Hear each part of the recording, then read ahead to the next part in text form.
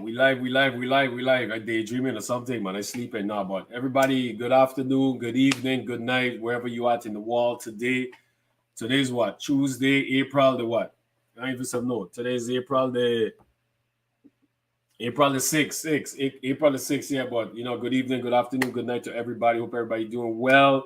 Another episode of the Elite Podcast, episode 70. This is the 70th episode, not including some of the special episodes we did, honoring the Women's Month and honoring the guests them from last year, and stuff, and just chopping it up and everything. So 70 episodes, man, that's a lot. That's a lot. But I hope everybody doing well. I seen everybody coming in into the live stream. We have a great episode coming up today, man.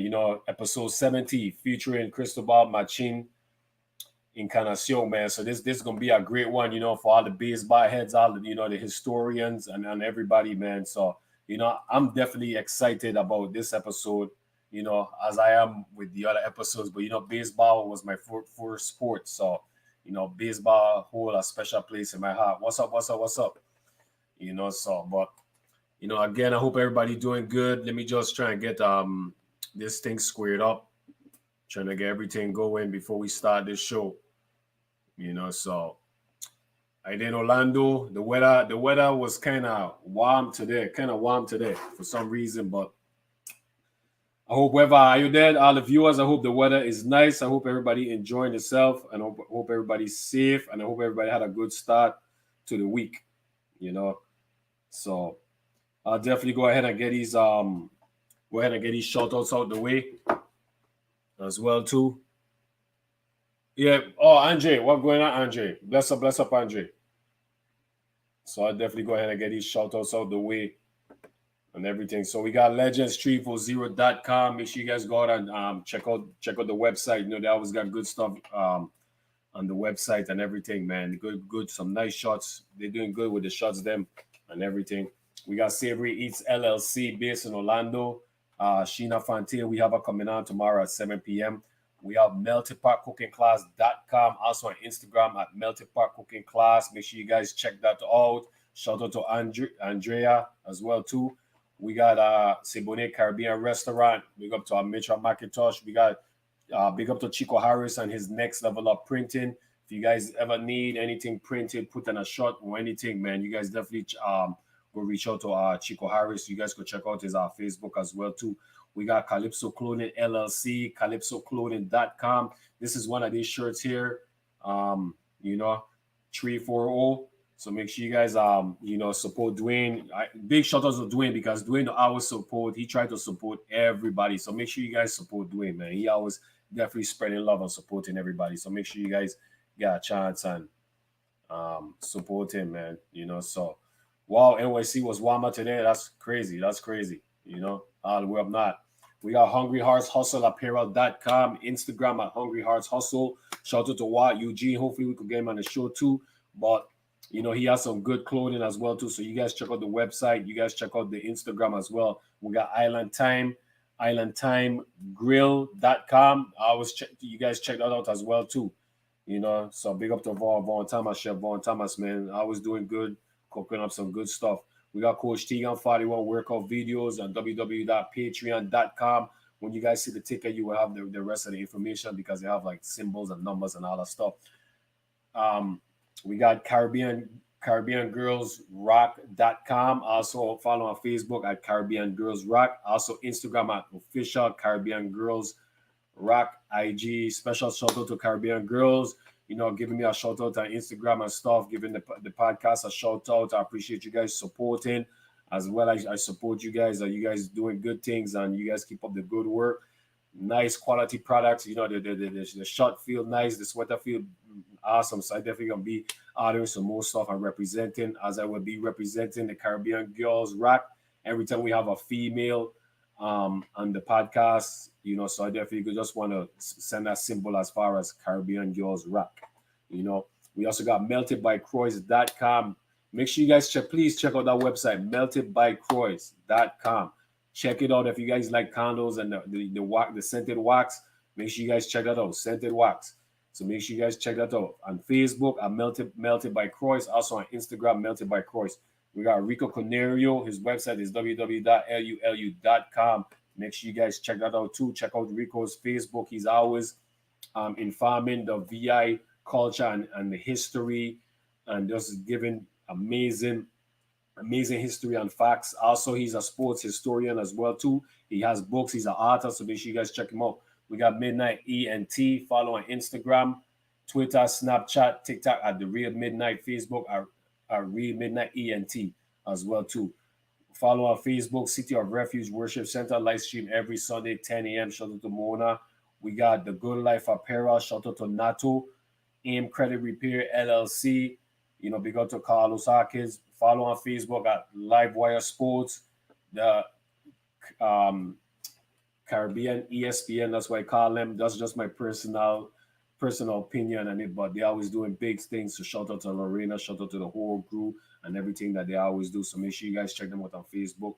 See Boogie Talks every Thursdays, 8 p.m.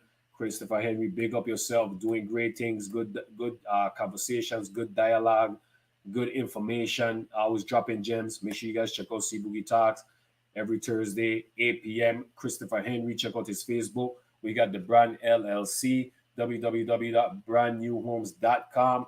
You guys check the website out. We got On The Edge Performance. Make sure you guys check that out too. On Instagram, On The Edge Performance, YouTube, Facebook, On The Edge Performance as well. I have the rest of the information, the email, and the phone number. So when you guys see it in the ticket, if you guys have any information, you guys could definitely screenshot it or jot it down. On Instagram, Facebook at Dexter Sinister exclusive. Unapologetic. Check out the clothing line. Check out his Facebook and his Instagram as well too. Big up to Apollo Legion. Paris Enterprise. Shout out to Dave. Big up yourself. Make sure you guys check him out. Check out his Facebook as well too. Check out his Paris Enterprise. We got Larisha Star Brown, Stars Eats and Treats. Anytime you're in the Orlando area, the outskirts, you guys might want to check her out. Check it out. We got Bubbles Promotion. We got Bubbles Promotion. Make sure you guys check out Bubbles as well too. He's always hosting kind of different events. Mentality of a Pro. That's the title of Tiga's new book. His website is www.kevincoachtshepard.com. So make sure you guys check that out. Support as well too. Congratulations, Tegan, on his book. Shout out to his sister Carrie-Ann for helping with the book as well too. We got Nona Enviro Group. Shout out to Wayne. Shout out to Chanel. Shout out to the whole team, everybody involved. The website is www.environona.com. For some reason, I have trouble pronouncing that. Shout out to Kenya Eugene, one of our past guests and Women's Month. Check out her website, www.kenyaheartmusic.com. She has an EP and she has an album out. So you guys check out the different music platforms. Definitely got to support. Another one of our previous guests on Women's Month, excuse me, Senator Genevieve Whitaker. Follow her on IG at Senator Genevieve Whitaker, Twitter at Senator Whitaker, and also we have an email here, Senator Whitaker at legvi.org. Make sure you guys reach out to her, check it out. Amazing episode as well. So make sure you guys, if you guys got a chance, go back and check that out. And we got West Gyal. The website is www.anonymouswestgyal.com. I for some reason I struggle on that too as well. But definitely check that out. West Gyal always posting information, history, honoring the different people on the Virgin Islands. So make sure you guys check that out. Check out the website, check out the Facebook page, and shout out to all the ambassadors and the spokespersons as well too, doing big things. So shout out to everybody. Shout out to all the viewers tuning in, supporting Cristobal, Machin, Encarnacion, and his episode, man. And last but not least, check out the Elite Podcast YouTube channel at v.i.legends. v.i.legends. If you have any new viewers right now, definitely subscribe, and follow us and stuff, man. So I hope everybody doing well. We was on last night. We had Lauren Lowe Myers on. Amazing episode as always. It was great having a conversation with Lauren, getting to know her, sharing her story with us, and her journey, and being a stylist in here. She's very talented. You could call her author, you could call her a teacher, you could call her a professor. You could call her many names. She's doing great thing. She has a lot of advice. She's very intelligent. She has a good heart, and it was good for her to share her story. And I really appreciate her to be honest with us. She didn't really want to do the show. She was having, not to put her business out, but she said it live. But she was having a rough 2 weeks, and she still came on the show, and she really enjoyed herself. We had a good time. Shout out to all the viewers that always help out, supporting, asking great questions, engaging in the conversation and keeping the conversation going. So I always appreciate you guys always supporting and showing love. We hitting all kind of different aspects and a different avenue and different avenues. So we're not only doing sports, we just all over the world, as far as the different professions and stuff like that. So all the viewers, I always appreciate you guys, tuning in, supporting, asking questions, even popping up saying good afternoon, bless up, and stuff like that. So I always appreciate you guys' efforts and everything. So, much love to everybody. Much love to Lauren.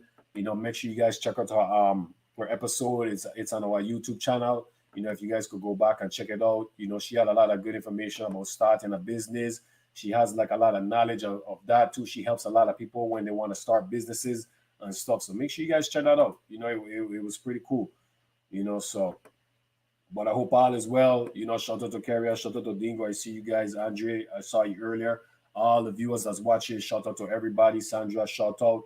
So I hope everybody is doing well. I'm not gonna hold you guys hostage anymore. We're gonna get right into it. We have a baseball legend, someone who has done so much. Oh, before I even get into that, shout out to all the different coaches in the Virgin Islands that sacrifice their time, their energies, all the time away from their kids, all the time away from their family.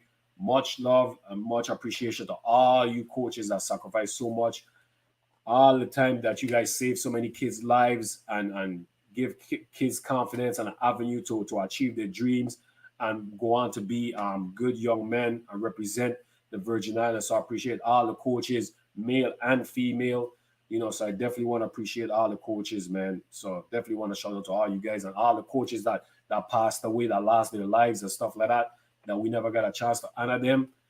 Shout out to them too as well. Shout out to their family, rest in peace. And hopefully as we continue to do the different episodes, that many of the different athletes could bring your name up, so your name is brought to life as well, so we could hear it as well too. So definitely shout out to everybody. So I definitely want to get that out. And so I get back to Machin, baseball legend, sports legend. Helped many of the youths. Them, I can't say enough. This is my first time actually really meeting him. I heard about him growing up, but we was on different sections in the Virgin Islands. But from a lot of the different athletes that played for him, I've crossed paths with them, I've played against them, I've played with them. So I just can't wait to hear his story. Shout out to Artie for making this happen as well too. Artie, can I appreciate you? So definitely,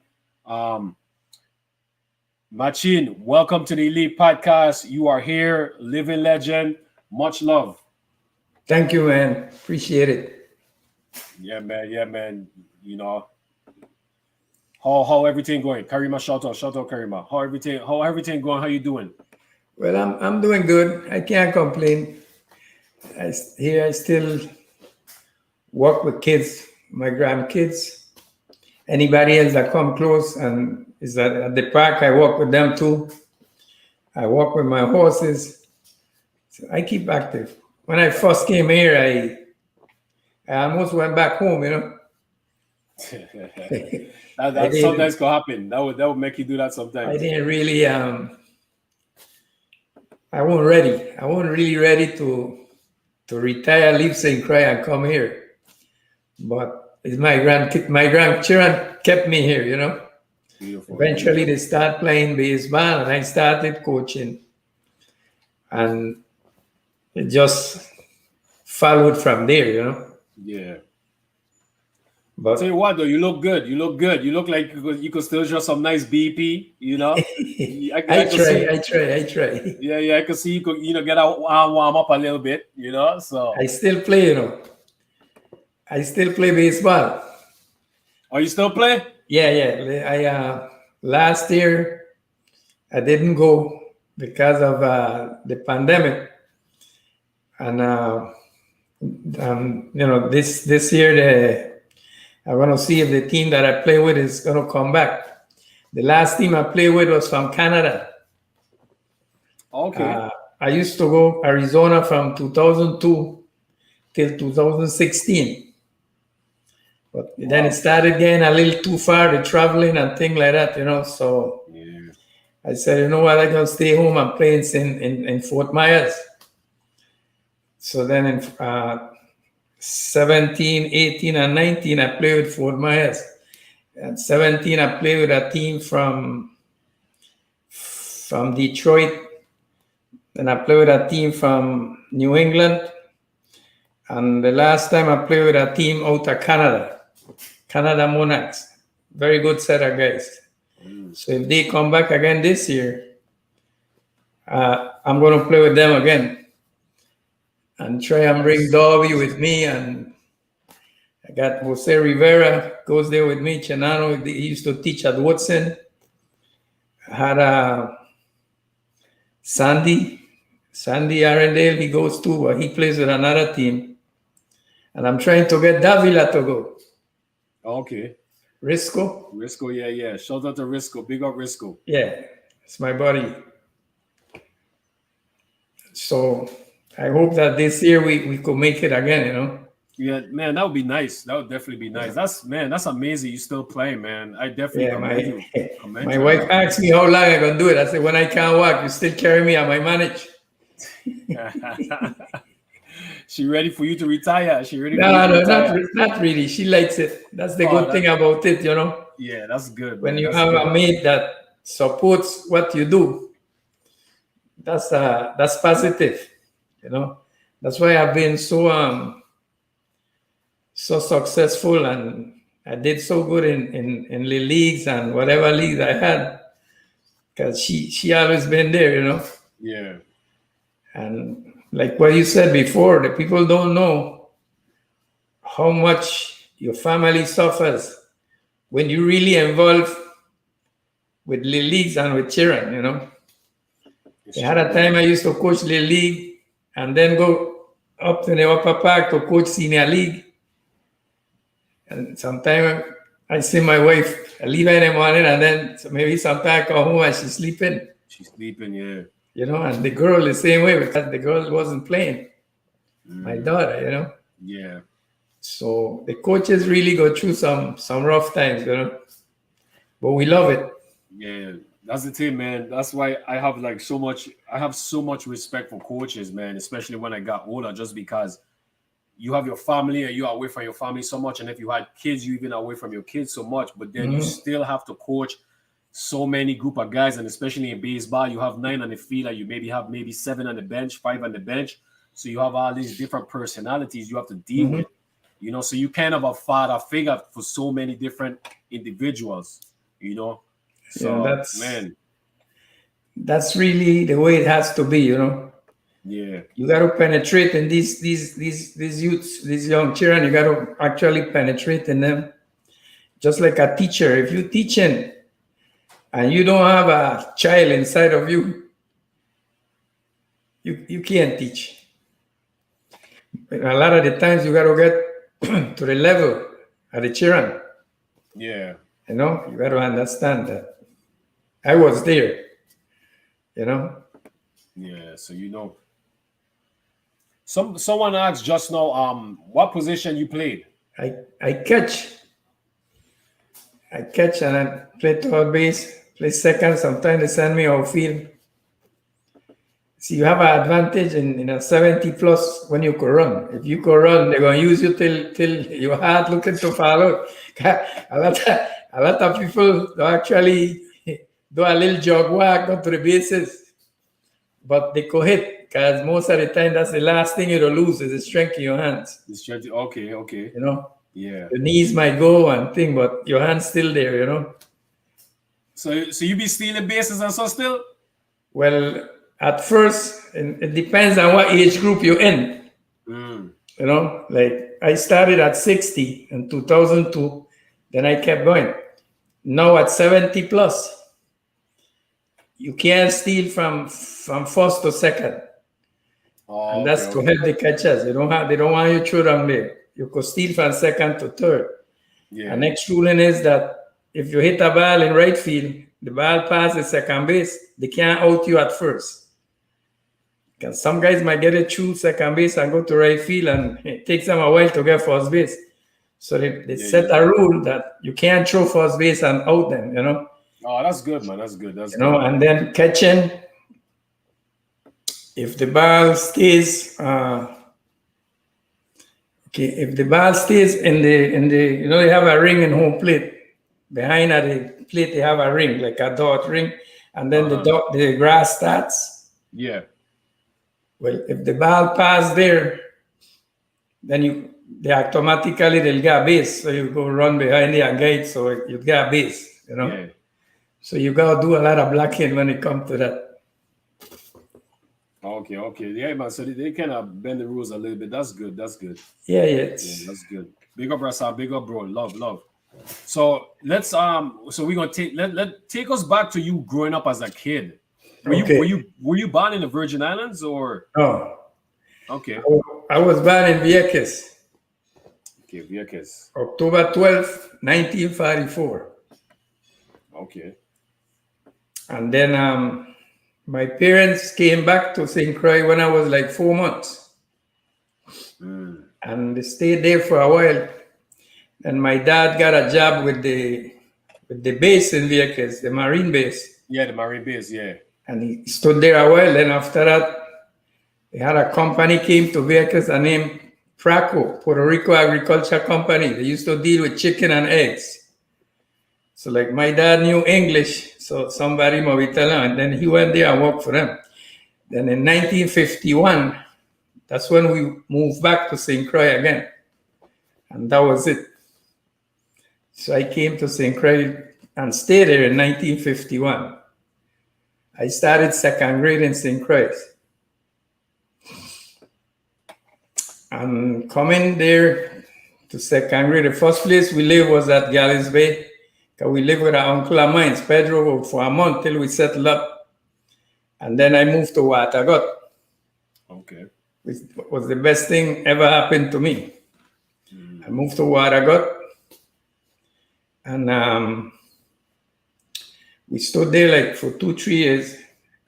I met a young man there named Riley Watson. I don't know if you know him, Riley Watson, bullet bag. Riley Watson. Is he related to Ronaldo Watson in some type of way? You got it. Okay, yeah. That's Ronaldo's dad. Oh, that's Ronaldo's dad. Okay. And we made a friendship from that age, 6. He's at July and I'm October, so he's months older than me. And that relation stayed up to this day. Wow. It's nice. I grew up, then I went to Catherine Rest, moved back to Richmond. And coming to Richmond at the age of maybe 11, 12, that was like my school. Living in Richmond, I was like 200 feet from Red Brick. D. Hamilton Jackson. Yeah. And that was my school. That's where I learned to play basketball, softball, baseball, with my guys in Red Brick Project. I learned gambling too. I didn't like it. So Raleigh back.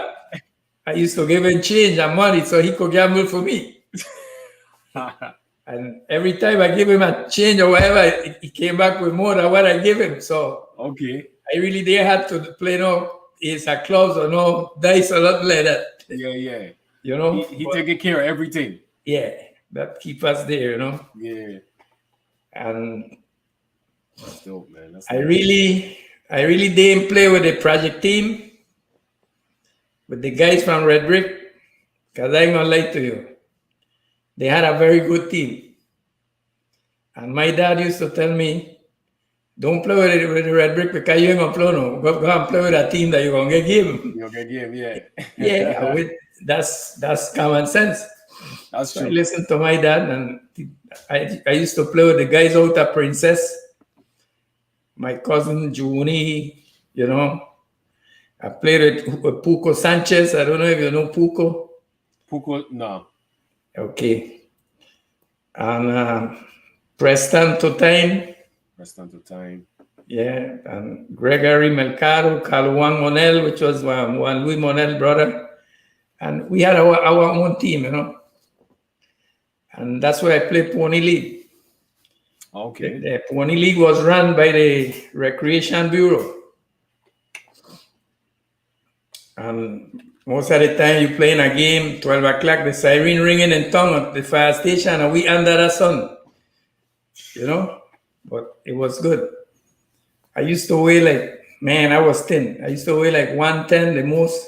Oh wow, yeah. You Catch was a whole game. When I go home, my mother give me lunch, drink something, and I go sleep till the next day.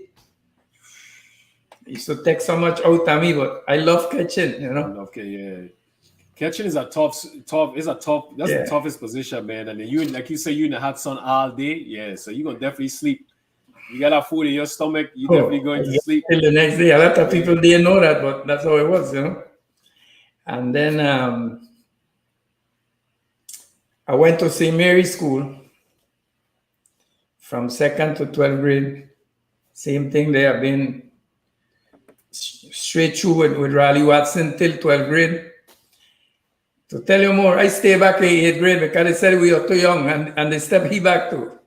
Or is this they keep both of you back? Out of us back because we were too young.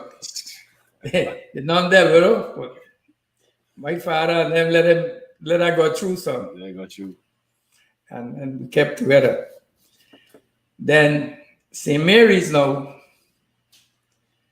not to brag, but St. Mary's had the best volleyball teams, both men and both boys and girls. Those are yours. They had a very good basketball team too, you know. Okay. Sometimes mixed with other people. I didn't play much basketball, but I played volleyball, and I used to set rally. I was rally setter. And Mandillanos. I mean, these is guys that you should have here. Oh yeah, that You should, I loving that you mentioning all these names. So I'm that's they amazing. I should love be that. sitting here because both of them pay the dues with different sports. Yeah. Raleigh played so much as sports, man. Raleigh was, basketball, baseball, volleyball. He even used to run. He had some good speed, and was a good little league coach. Coach the league against me, and Okay. I had to really plan my games. Yeah, You yeah. know? Yeah. And so I used to set Raleigh. I used to set Mandillanos. And then we had guys like Lowell Dyer, Michael Shang, one of the Patterson boys, and Preston Totain used to play too. And then I made nationals. We made nationals in 1974. We went to the 12 Caribbean Games in Santo Domingo. Okay. And then I've been there with guys like Kenny Clark. You know Kenny? Kenny Clark. Horace Clark nephew, yeah. Okay, yeah. Kenny Clark, Gospel Henderson. Gospel, yep, yeah. Glenn Byron. Glenn Byron, yep. Yeah. Then we had Lowell Dyer, Mandillanos, Raleigh Watson, Michael Shang Patterson, Floyd Henderson was also a setter. Yeah. And then we had a guy named Robles and a white guy, I can't remember his name, out of St. Thomas. That year, that's the biggest delegation ever left the Virgin Islands. Wow. 12 Caribbean Games in Santo Domingo. We had 100 athletes. Wow. We had baseball, softball, girls volleyball. We had basketball. They were shooting, two wrestlers, and I can't remember what one, but we had 100 and something athletes. That's a lot during them times too. That's a Yeah, lot. yeah, Yeah. yeah. And good teams. We play volleyball against Cuba. Just to say that you play against Cuba is something great. Yeah. That's the first time I hear a ball whistling when it hit the court. But When them jokers hit the ball, you hear bing. yeah. It's The Cubans, man, they're strong. They're strong. yeah. They produce a To tell strong you more, athletes. that was 74, right? Yeah. That's where I start thinking about certain things when I start hearing about the steroids and things like that.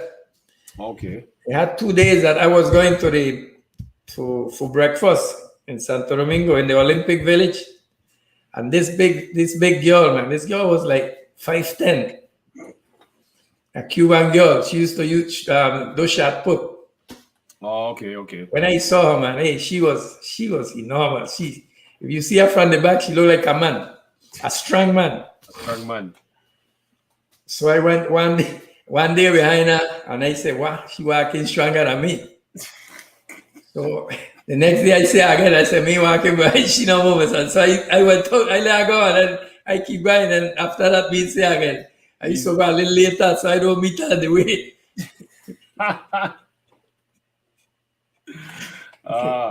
Yeah. Man, you don't put yourself in some serious trouble, my son. Hey, I said, "Oh, so I'm like, you look strong at me." People, so we did good, Yeah. and what could tell you? I started dealing with children, okay, in Okay. 1962. 1962, I had a part-time job with the Recreation Bureau. And that's where I started dealing with kids younger than me. I was a kid. I was 17, but Yeah. children used to come there to do their homework, play ping pong, play a little court. They had there basketball, one basket. And that's where I start developing the love to deal with kids. Okay. You understand? Yeah. Then while I was working there, the guys them that were there was tremendous people. I worked for David Canigata Jr., Okay, the Junior. ballpark named after his dad. Yeah. Then I had Jose Alberto Encarnacion, which is my first cousin. He had just come back from Inter-American University. And I used to look up to him, Yeah. He studied health and physical education, and I think he had minor in math. So I starting to get this feeling for school and to go and do the same thing like him. So then we had a little league and a senior league that wasn't chartered. You couldn't go out to play in Latin American games and things like that. Okay. So Valgriff Tutain used to run these leagues. Next good guy, Valgriff Tutain. So then you had Charles McAlpin, he was the office guy, Lionel Roberts. And, I stood with them guys there until I finished 12th grade. When I finished 12th grade, I worked for Chase Manhattan Bank for a while. I worked for Texaco for a while. And I cut hair for a while. Okay. I had two uncles that were barbers, and I used to be around them all the time. So I cut hair for a year. You pick that up, yeah. Then in 67, I left and I went to Ponce and I did X-ray technician. Then I came back in 68 and I worked in the hospital from 68 till about 70, I used to live like like a half mile from the hospital, from the Charles Howard. So we didn't used to stay to do like night duty. They used to call you from home to come to do X-rays for people, you know. Okay. So since I was living so close, they used to call me too often, Yeah, even yeah, when I yeah. wasn't on call, you know. So I say, you know what? I got back to school, man. And I did love X-ray, you know. But I say, you know, X-ray teach me a lot about the body and anatomy and physiology, you know. And Okay. so while working for X-ray, I was coaching the league. That's 69, 68, 69. At this time now, we had more people at recreation. This time now you had Valmy Thomas Yeah. and you had a gentleman named Basilio Felix. So while he was working there, he now got the idea that he wanted to charter a little league so that we could go to the Latin American. Yeah. So him and Valmy and the people them in the office, you know, Jose and them, they work with him. You know, maybe wrote letters and things to a guy in Puerto Rico named Segri. Segri was in charge of the Caribbean Latin American League. So they got in it and they sent back a charter. So we had a charter in 69, first league charter in the Virgin Islands. And I think the charter was just for St. Croix or Christiansted, St. Croix, something like that. But then Basilio Felix said, this can't be just Christiansted. You know, I got to include kids from middle of the island and kids from west. Yeah, that's so true. He did that on his own. And it worked because nobody didn't really worry about it. So I used to coach a little team named Pirates. Patrick James had another team, and they had like 4 teams. I can't remember what the people was. 4 teams. So from that leader, we picked different kids. And we picked from Frederickstead, we picked Alvan Jarvis. I don't know if you remember Alvan. Alvan, I heard the name. Yeah, he used to teach at Central. Alvan Jarvis, a guy named Steve Walker. Oh wait, you talk about Jarvis, the basketball coach? Yeah. Okay, yeah. Alvan. Okay, I pronounce it Alvin, so that's why it kind of Alvin or Alvan, I don't know. He was in Central. While I was in Woodson, he was at Central. Okay. It was Alvan, Steve Walker, a little kid named Ricky Barnes. I heard that name before. And then they had Bruce Stroke, guy they call Stroke, the work maintenance in complex. Strokes, they call him Stroke. It's Joe Bruce's son. Okay, yeah. He was there. Okay. And then from Grove, we had Austin Williams. Heard, yeah. And then we had the other guys out at Christiansted, which was like Fidel Belaro, Roberto Encarnacion.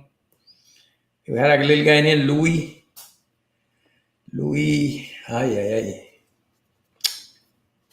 His dad used to work at the Key. Ruben Cruz Jr., Michael Tadman,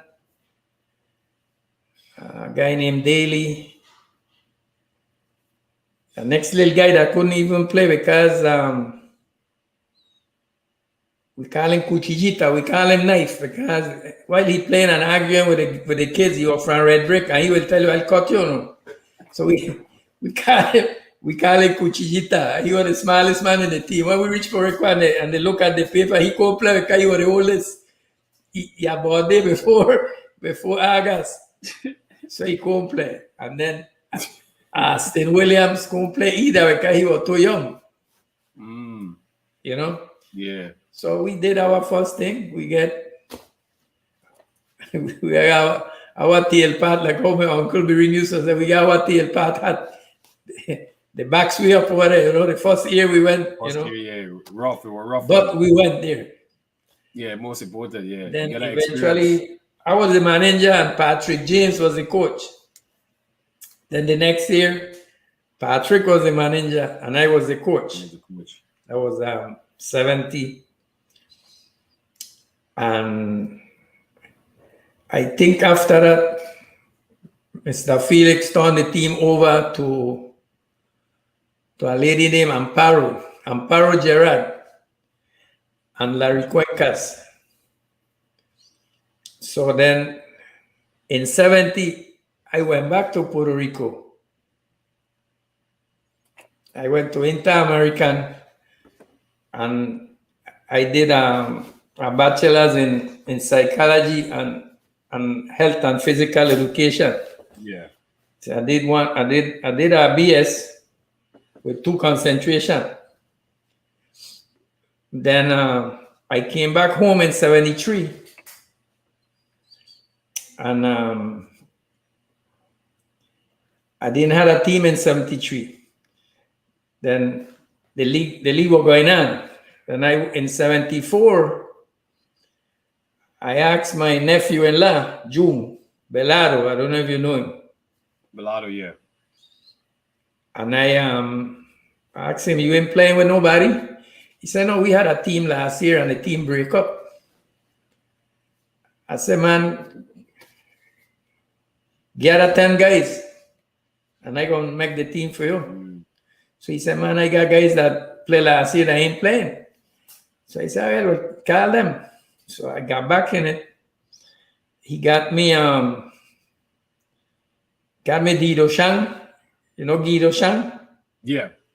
And Kai Shang, brother, he got me. Yeah. Guido Shang, himself, 3 Rivera brothers. Edwin Rivera, Gilberto and Ruben. They were on the same team and they weren't playing.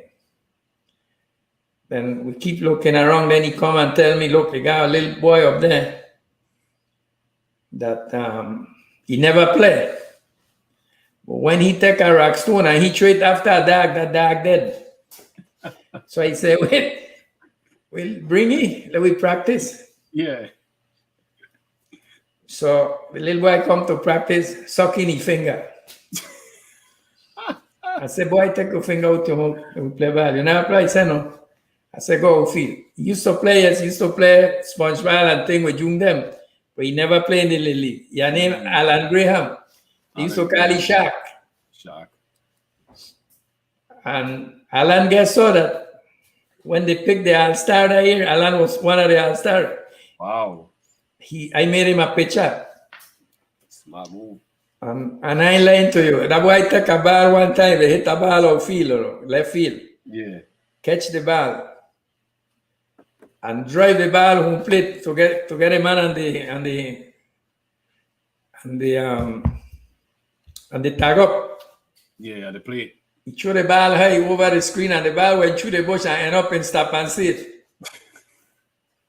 I say, yeah, you gonna pitch. And that's where I really started dealing with the little league again. I had a team named Barons. Barons? Yeah, I named it Barons after the Negro League Barons. Oh, okay. Yeah. You know? Yeah. Nice. Then I keep going. And man, I had so many bad players, so many guys that right now, after I get in age and I see them, yeah, and the way they are with me, you know, it's unbelievable.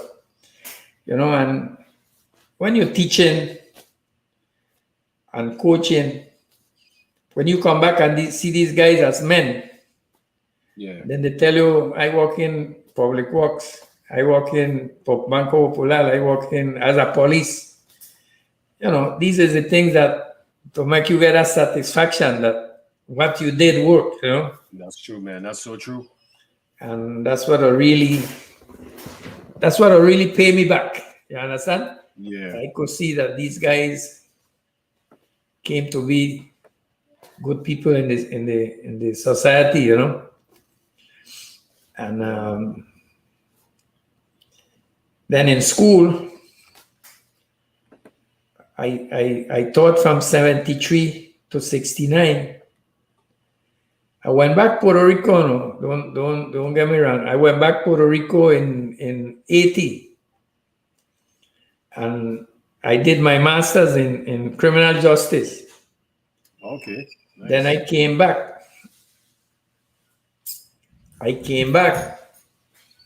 And I didn't have the barons then. Then I changed barons to liars. Okay. For the simple reason that the liars, I got the uniforms from a group of liars that were in Pentany building named Hunter, Coleani, and Cole. So I named the team the Liars. Okay, so that's okay. And that's where I start in the league again and in senior league. But I played against some tremendous coaches. And I'm glad I did, you know. Some people don't like competition, but I always like competition. Competition will make you get better. Makes you get better, yeah. That's Whether true. you're coaching or you're playing. You understand? That's true, yeah. So I coach against Wampy Williams. He used to coach the Reds. Yeah. Raleigh Watson, Tigers. Andrew Edwards, the Bad News Bears.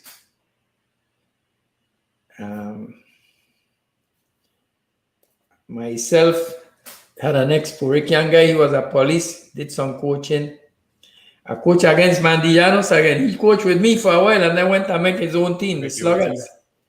Oh, Sluggers. Sluggers, yeah. Then after that, Chegui Morales had the Sluggers too. I coached against Pat Brown. He was the best one to coach against because he'll keep you laughing for the whole game. And he had a coach named Iceman. The same thing, you know, the things them that they used to come out with, you know, telling the kids and things, they'll make you laugh, you know. Yeah. But I play some World Series games, man, against Wampy with the Reds. Yeah. When Barons and Reds play, or Liars, the ballpark used to get full. It was like playoff. Well, there was like the top teams. Yeah, we were kind of top team, and most of the time we played hard, coached the team them the way we really wanted to coach them, and I coach against Genix. Rest in peace. Yeah, rest in peace. And I coach against Hawley. Wayne, Bull Hawley, Alta Grove Place. Yeah. The legend too, you know? Yeah, legend, yeah. Yeah. I played against his teams and he coached me 1 year for All-Star. So, yeah. Very knowledgeable in the game. Yeah, knowledgeable, and he don't play either. No, and that's why Wampy, rest in peace too. If Holly hit you 3 balls in a row and he tell you face the ball, catch it this one, you enjoy it, he tell you go home and come back tomorrow. You understand? Come back tomorrow when you're ready to catch them. Yeah. No, but Mr. Holly, I say I tell you go home and come back tomorrow. Send them out the pack, you know. Yeah. Tomorrow when he come, he's trying to eat up the ball, you know. And Holly, you know, I played as coach with him in 15, 16 or 16, 18, something like that. Okay. But my boys played for Holly. You know? Oh, your boy. Yeah, it was Angels. You know, how you know? Yeah. Because I think I know I want to say I know your boys then, man. To be honest, yeah. You see, I believe a lot in discipline. Yeah. If you ain't got no discipline as a ball player, you ain't going nowhere. That's you might be there for a little bit till they find you out. Very true. You know? So they had great coaches in East, you know? Yeah. Good coaches. But I used to like how Hawley used to coach. You know? So I took my kids to Hawley. And it cost a little, people talk a little bit about it, you know what? Yeah. With baseball, that definitely will Yeah, I happen. said, you know Yeah. what? They get over it. Yeah. So my son Canty and my son Cristo they played for Holly. Yeah. And then after we play with Holly, we play with him with Angels. And then from Angels, then they went to Vikings. Vikings, yeah. The younger one didn't play too long. He went to volleyball, made nationals in volleyball. Mm. But the older one, he stayed with Vikings. Played a little bit with Reds and a little bit with Suns. But then Okay.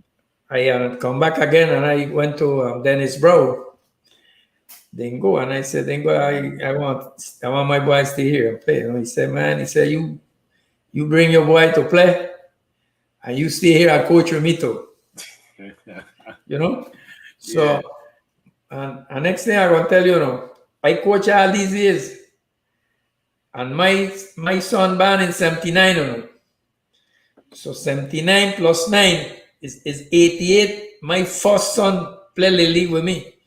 And I dealing with him from 62 come down. Wow. You know? That I didn't really make the teams so my children could play.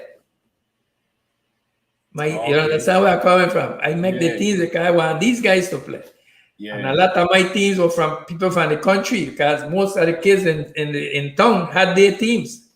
So a lot of the guys in the country, Princess, Diamond, and then play, they had no team. So I used to pick these guys up and bring them to play. You understand? Yeah. And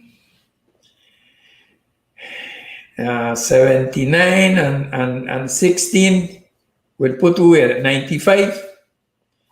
Yeah. 95, 96. Yeah, 95. That's when I started with Vikings. Okay. And my son started with them. I'm going to give you next something that really, really, I felt it and I still have it in my head and in my heart. Uh-huh. In 1991, I took an all-star team, and this team, I wasn't even supposed to win the Virgin Islands title to go to Santo Domingo. I want to explain to you why. They picked the all-star, and they had a meeting. Yeah. I think in that place in front of Central. I don't know what they call it now. The bar in front of Central. So going into Central, you got a business right there. Yeah. And the road to Machuchala. Yeah, the road to Machuchala. Yeah. I know what you're talking about. I don't know the name, but I know what you're talking about. I think the meeting was there. I couldn't go to the meeting. I was a manager for the East All-Star. Oh, East, Central, and West at that time. Yeah. Can I interrupt you real quick? Yeah. What age group was that? Was it 9 to 10 or 11 to 12? 11, 12. Okay, 11, 12. Okay. I remember I was never I go ahead. Because I played in those star games. I was 9, 10, but I see those games. So that was 11, 12. Yeah. So I didn't go to the meeting. Then a friend of mine is from West. I don't know if you know her. She named Annie Rivera. Yeah, Annie Rivera. That's big up to Young. That's Jamal Young Mora. Yeah, Annie. Yeah. Okay. Yeah. She had that team Rookies. She ended up having a little league team called Rookies. I don't know what she had that year, but she went to the meeting. And she responsible. G-Nex and them boy might not know, but she responsible for I winning that playoff. Okay. And I won't tell you why. Uh-huh. She went to the meeting.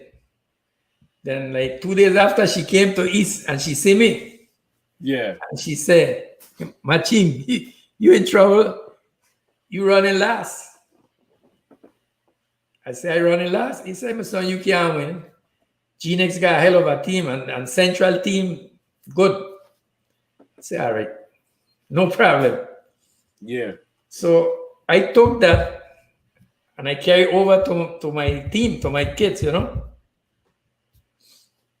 So the first meeting I had with them, I said, look, we ain't supposed to win this playoff. They already said that West and Central got a hell of a team, and we can't win this playoff. West had a squad. I ain't gonna Oh, lie. if I tell you the truth, I don't know how I win that. I don't think I they. don't know. I think God was on my side, or I had angels or something. Yeah, yeah. They even talk about it all the time. They can't believe they lose the All-Star game. But Let yeah. me tell you. Uh-huh. So now, I tell them, I say, this is what we're going to do, you know. I usually use my psychology and them now. Yeah, yeah.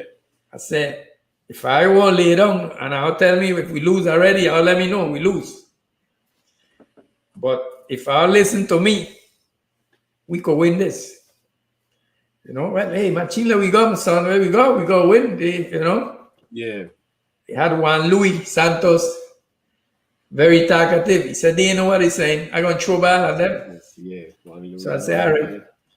So I used to take them to Spyglass Hill. I don't know if you know, when you reach Sparry Ground, you keep going up, you pass the gas station, and you pass Hendricks' them house, or Dr. Hendricks' parents' house. And you keep going up, and instead of turning to Lagoon, you go up straight to a road going to your right. That road is 1.5 miles, hills, up hills and downhill, till you reach to the top. When you reach to the top, you see South Shore. So I tell them, you see this hill? When we beat this hill, that we could jog up this hill and come back. You know, team could beat we. So let we go. Juan Luis and the others, you know. Yeah. Mumba, the first day I run up there, had child balling. I would have been balling too. Children crying, my son. And then Juan Luis used to go up. Juan Luis, Dario, Kimani Newton. Yeah. My son. Because my son know if he don't go up there, he in trouble. Yeah. Oh, yeah, for sure. Yeah. Oh, yeah. So he got up. Yeah. Some of them, they halfway, and Juan Luis, they were coming down already. That's when them boys start to cry, my son. They go up. I used to go up with them, come down, wait for them, boom, boom, boom. They reach. I said, man, don't cry, you know. You gonna make it. You could cry, you know, but don't stop trying. Yeah. Yeah, so that's true. We keep going. By the first week, I done had all of them going up there. Everybody was reaching the top and coming down, and everybody smiling and laughing. Then Juan Luis and the other guys said, man, we've been here waiting for a whole day, man. How slow. You know, they would pressure them, you know, to try and go faster. Yeah. So I play. I don't know who had the buy. It was Genix or somebody had the buy. I know I play first. I think I play Central first. Yeah, I think I play Central. I think so too. Yeah. I think West had the buy. Then I play Genix. Man, they had Mark Phillips. Yeah. Byron. Yeah. His first name is, man, that's my boy, you know. I can't really remember. You had George Bailey. No. That's their cousin. George Bailey, Papo, Shastap. Yeah. Navarro, yeah. I always remember a kid named Jabari. You talk about Jabari Milligan? Gotta be, because his mother, his aunt or his sister being in center field and everything is, let me go, Jabari! And she was loud. And that's what you were hearing for the whole game. So I can't forget that name. You know? Yeah. But he went so that I ended up winning that tournament.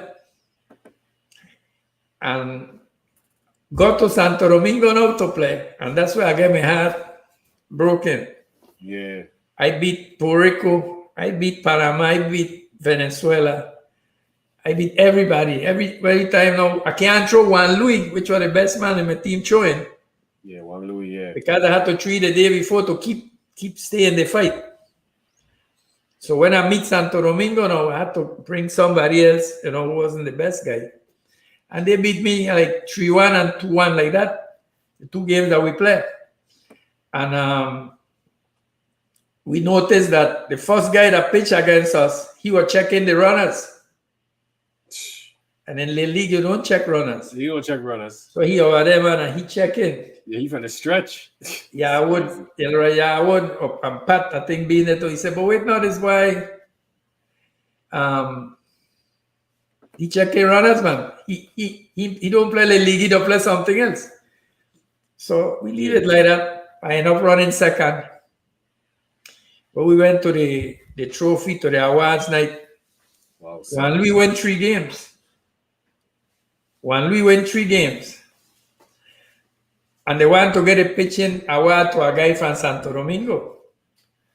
So the people then from Puerto Rico, they stood up and said, no. So now El Raya would say, he said, Machin, you habla de español, you go up there. Look.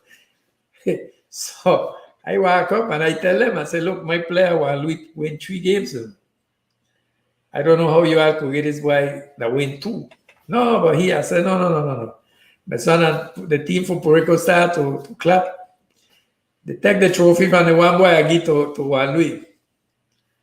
Now, Puerto Rico keep telling us that we need to investigate because they got 3 or 4 guys over age. Over age, yeah. You know? So I spoke to the directors and whatever. They say too late. I say, all right. Santo Domingo went to Williamsport, and as soon as they get over there, they investigate them and send them back home. Yeah, they were too late to send us to Williamsport. Yeah. So they keep me and my kids, but not me. They keep my kids out of Williamsport. Man, wow. Because of that, you know. So I always keep that in the back of my head. Man, wow. But, you know. What was Johnny Dewey was on that team too, right? No, he wasn't on that team. There's somebody trying to know. They were being with another all-star that I coach with Jerry Brown. Okay. I think. Because I want to say that year somebody had tried no-hitter against West from East. I think it was that. See, it might have been that year. It might have been the year before, maybe. Maybe yeah, the year could before. Have been before.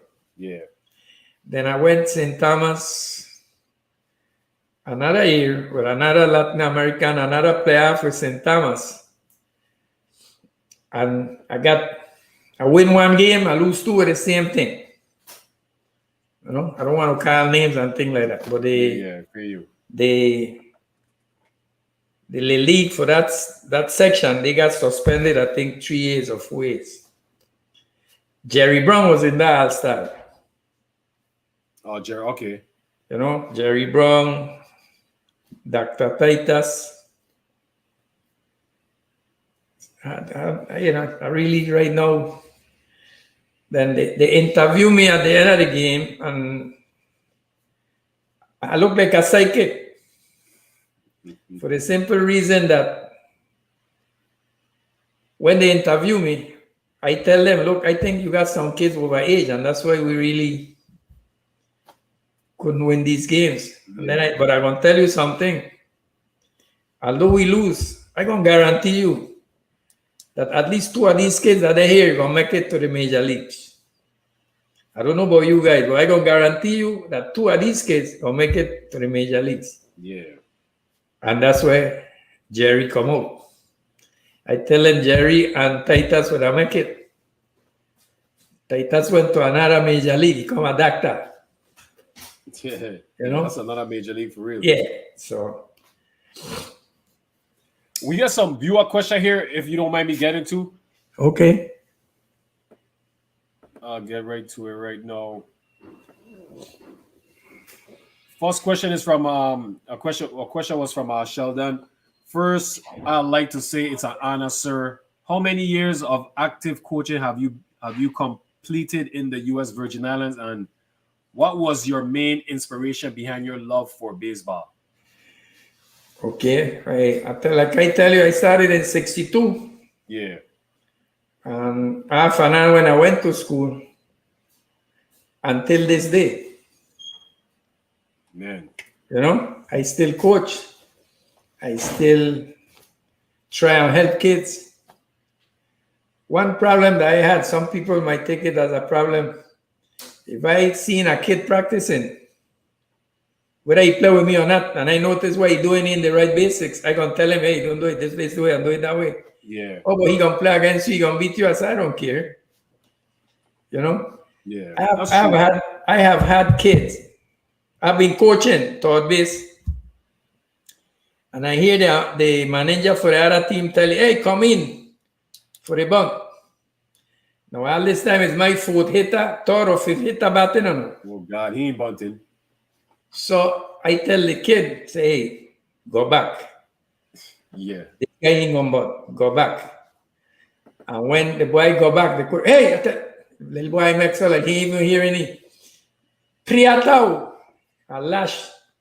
Over stop whatever. When the little boy see the ball, he watch me and he bow his head and he like, thank you, you know. Yeah. Thank you for real. You know, hey, and you gotta look out, for kids.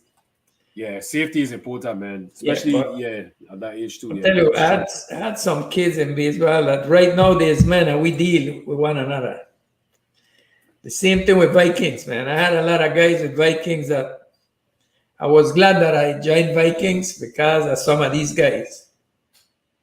You know, Yeah. RT is Vikings. one of them. You know, Colin King. Yeah. That's my son.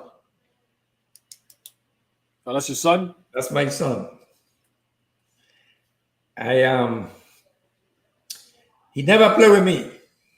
Colin he played one a little bit of a season in Christiansted, and Central decided he didn't belong in Christiansted and they took him to Central. Yeah. But eventually, in the time going, I worked with him. He came to Woodson to work with me. And from that time, I like take him and Babillanos. That's my godson, Okay. Babillanos. So I Well, took see. them under my wing in Woodson. And eventually in the later years I was in Woodson, Colin will counsel me. You understand? Yeah. And Colin calls me Thanksgiving, he calls me Christmas, whenever call me, comes home to me here in Orlando, fix something for him. And Ronald Hall, Ronald Hall? Nah, I don't think so. Okay, Ronald Hall play for me too. He works at Public Works, I think in accounting. And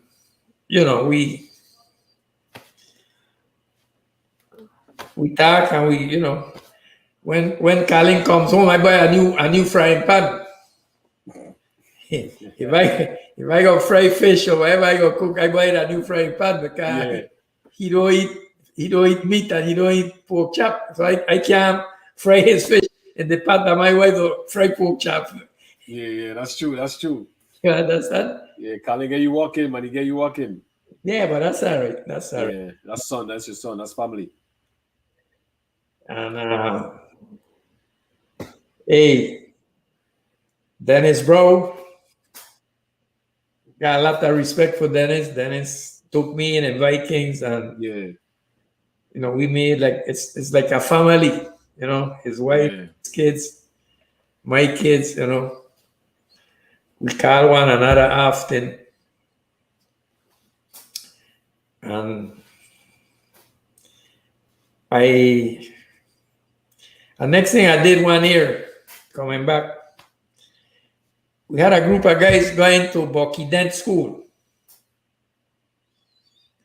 Remember, I had a school here in Florida. I think it was in Delray Beach or Fort Lauderdale.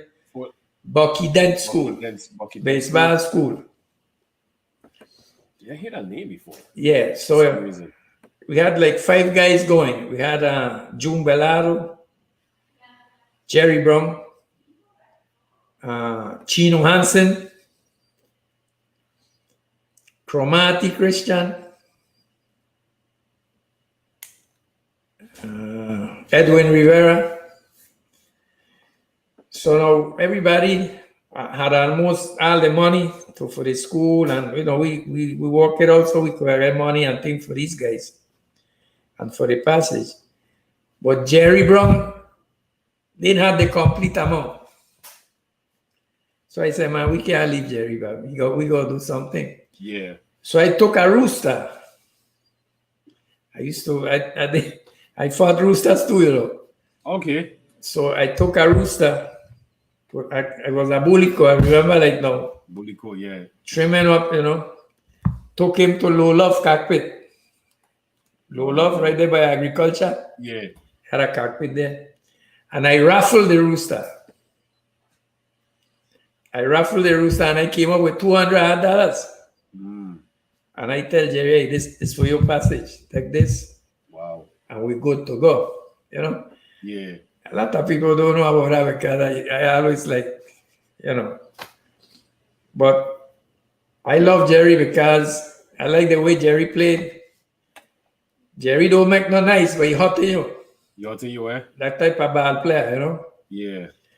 I had a kid named QT Sealy, QT Sealy. They used to call him. QT Sealy? Seals? Sealy. Oh, see. Yeah, his father used to work for Logan Pet Shop in Sunny Isles and maybe in Bethlehem. This guy, I ain't joking. This guy was like close to 5'9" in Little League. What he was throwing was gas. And I play Reds with Jerry and Reds. I had them no hit no run till the 6th inning. In the 6th inning, Jerry hit me a triple, break the no hitter. That's a tough one. But then boom, I think he had stayed on third base, and we stayed no run. But Jerry, and from that time there, I know that I get something in my head that Jerry was gonna make the majors. You'll make it, yeah. And we always kept that respect because he and June, which is my nephew-in-law, they're very good friends, Yeah. They played together. And next thing I did, I took with other coaches in Elena, Hamilton, Wendell Hamilton, Tyrone Seals, Victor Tricoci, Marianne Pickard, she was a senator, and Miss Betty Roper. We took Elena Christian Junior High, we took them to Totola to do different sports. And Jerry went with us. The time that we went there, Jerry went with us, and June and all those guys. Yeah. Then the other year we went to Puerto Rico, to Juanadillas. Played baseball, basketball, girls, volleyball. Wow. And with these guys, I mean, we were really into it, That's interesting that they used to have like so much sporting events and multiple sports that you could compete in and competing at different islands. That's Mumba, let me tell you something, man. Sometimes I just sit, and I just ask myself why. When these guys I talking to you about in the Bureau of Recreation, these guys used to run basketball leagues, baseball leagues. They used to have the inter-island meets. Yeah. And we were way behind. I mean, in like now that we so modern now, Valmy Thomas used to bring boxers here. Cassius Clay came to St. Croix because of Valmy Thomas. Wow. A lot of boxers from Puerto Rico came here because of Valmy Thomas. To tell you more, when that team went to Puerto Rico in '69, we had to beg for money. We went around collecting money to get these kids to Puerto Rico. You had Paris Belaro, Mr. Hatch, used to live up high ground. Juanita. People out of high ground, and we went around looking for contributions. Yeah, donations, contributions. Well, we had everything together. We still had enough money for the trip. And a lot of people don't know, but Valmy came up with the rest of the money.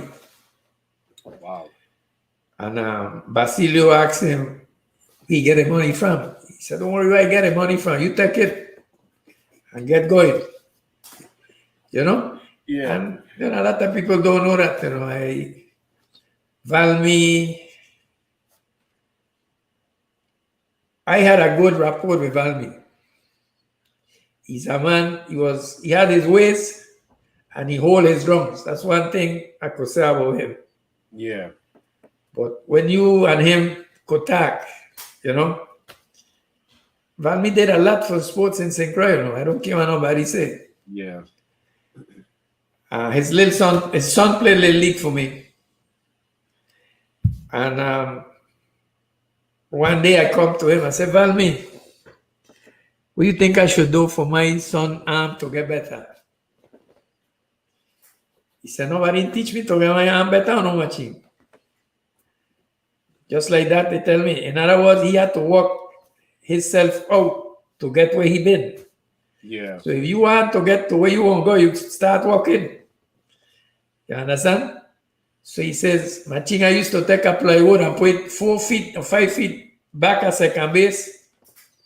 And I used to drive ball after it. Yeah. He said, next thing, tell your son, when he catch it, man and second, get a hit and say, the man coming home, cover the home with dog.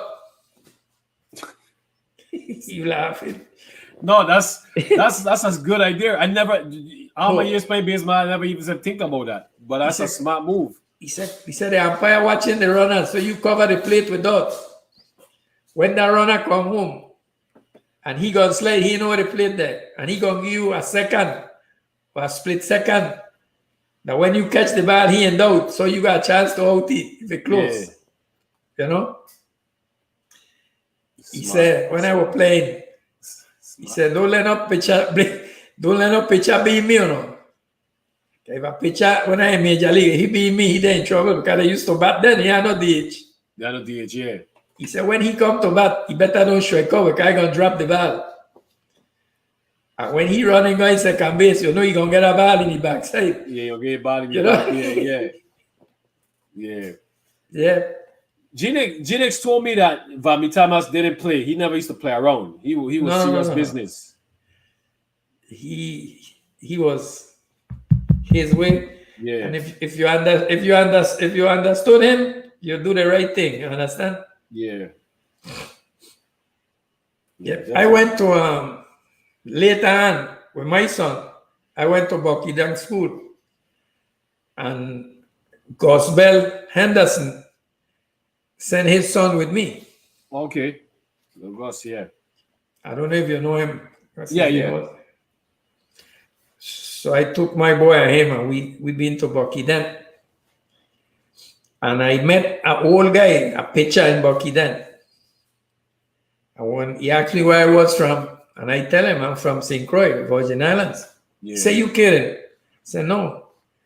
He said, you know Valmy Thomas? I said, yeah, that's my buddy. It's a white guy, He says, that's the most accurate arm I've ever seen. Wow. For a catcher. And he won't tell him nothing new. Because I used to hear the games down in Puerto Rico. I used to hear the games. I was a Ponce fan because my father carried me that way. My father was a Ponce Lions fan. Okay, Ponce, yeah. But Valmy used to play with Santurce. That's true. In January, around Three Kings Day, they used to have All-Star. The country, the inner part of the island gets the metropolitan area. Yeah.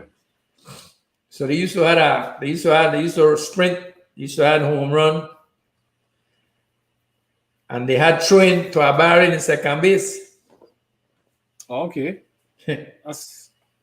Valmy used to do 2 throws to second base. Boom, boom, and rest off. How better that? Now better that I'm going to throw the next one. That was it, brother. Yeah. Same thing with Piggy. These are guys that really open the doors for our guys to play with Tabal in Puerto Rico. Yeah. It's Valmy and Piggy. And I think a guy named Mahu James. I didn't meet Mahu James, but I met Piggy, and Piggy was my friend. Piggy was he was something else. He was a happy-go-lucky guy, always making joke with you and thing. Yeah. Piggy, Oh, go ahead. Go ahead. no, tell me. No, I was gonna say I played winter. I played winter ball 3 seasons in Puerto Rico for the Mayagüez for the Indios, and they used to always talk about Vami Thomas and Harris Clark and Elmo Plaskett. Man, they had it was like nothing but love for any type of player from the Virgin Islands playing in Puerto Rico winter ball. During when I was go ahead, you good? Like 4 years ago or more, I went to Puerto Rico. I met somebody in Carolina, Plaza Carolina. Yeah, Carolina, yeah. And the guy asked me where I was from. I said, I'm from St. Croix. He said, you kidding? I said, no. He said, you know Elmo Plaskett? I said, yeah, man. I know Elmo. I think Elmo had died already. He said, man, he was a great player. He was from Ponce. He was from Ponce. Elmo in the Hall of Fame in Ponce, and he born in Ponce. Yeah. And they put him in the Hall of Fame. Elmo was a big figure in Ponce baseball. Yeah, he was, yeah. He was, yeah. Yeah, but Piggy and Valmy and Mahu James, these was the guys that really made roads, Yeah. And they definitely represent, man. They definitely represented. They made a good name. They definitely made a good name. I could set up for sure. And for some reason, Ponce used to sign more players than the other teams from the Virgin Islands. I don't know why, but they love people from here. Yeah, Ponce. Yeah. And they got a good stadium too. I didn't know you had played. No, I didn't know you had played professional. Who signed you? Seattle Mariners signed me. Yeah. Okay. Yeah, from 2000. I played from 2004 to 2011. So. Yeah, so I spent some time in Puerto Rico playing winter ball. Sharpening up the skills. You played as a native. Yeah, and I'm playing as a native. Yeah, I played as a native. Yep. So played against Caguas, Ponce. They stopped that now. Oh, they stopped that? Yeah. Oh, wow. I think Jerry was the last one play as a native. No, I play as a native as far as a Puerto Rican native. No. That's what I could tell you. That's no problem with people that let's say Mumba Rivera. Yeah. You tell them that your grandmother was Puerto Rican, then they gonna classify you Puerto Rican. Yeah, that's what they classify me. Okay? Yeah. And right now it's the same.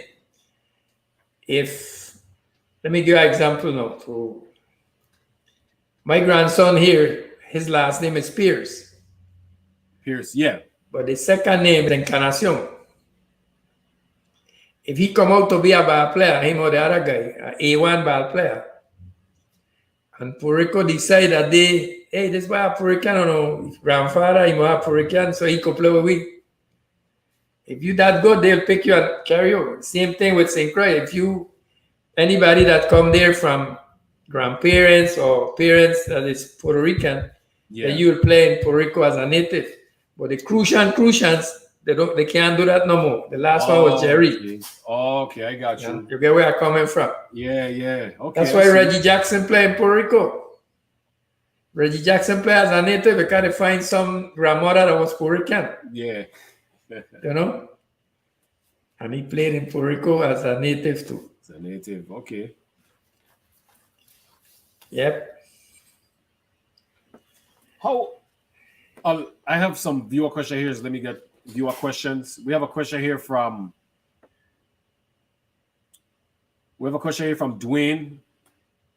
How was coaching Panquito, Dario, and Juan Luis on the same team? Let me tell you something. As rowdy as Juan Luis was a winner. You understand? Yeah. Dario had discipline. Dario was a disciplined guy. And I didn't have no problem with him. I had a little problem with Juan Luis, brother. Oh, Goldo, okay. Yeah. I don't know if the person that ask the question if they know Goldo. Yeah, he might know, but yeah. Goldo a very good ball player, though. Don't get me wrong.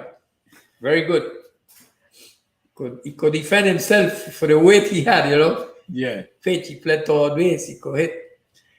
This day we got practice now. On Wednesday we practicing. And Goldo come with his pants way down here. I say, Goldo, you go pull up that pants if you're on practice. You know. He ain't listen to me. Leave the pants the same way. Goldo, son. So I tell you, you know what, sit down. So he sit down and I keep my practice. I finish practice. Boom, boom. No, Saturday now I'm playing Suns. Yeah, Suns. And I do my lineup. Boop, boop, boop. And Goldo on the bench.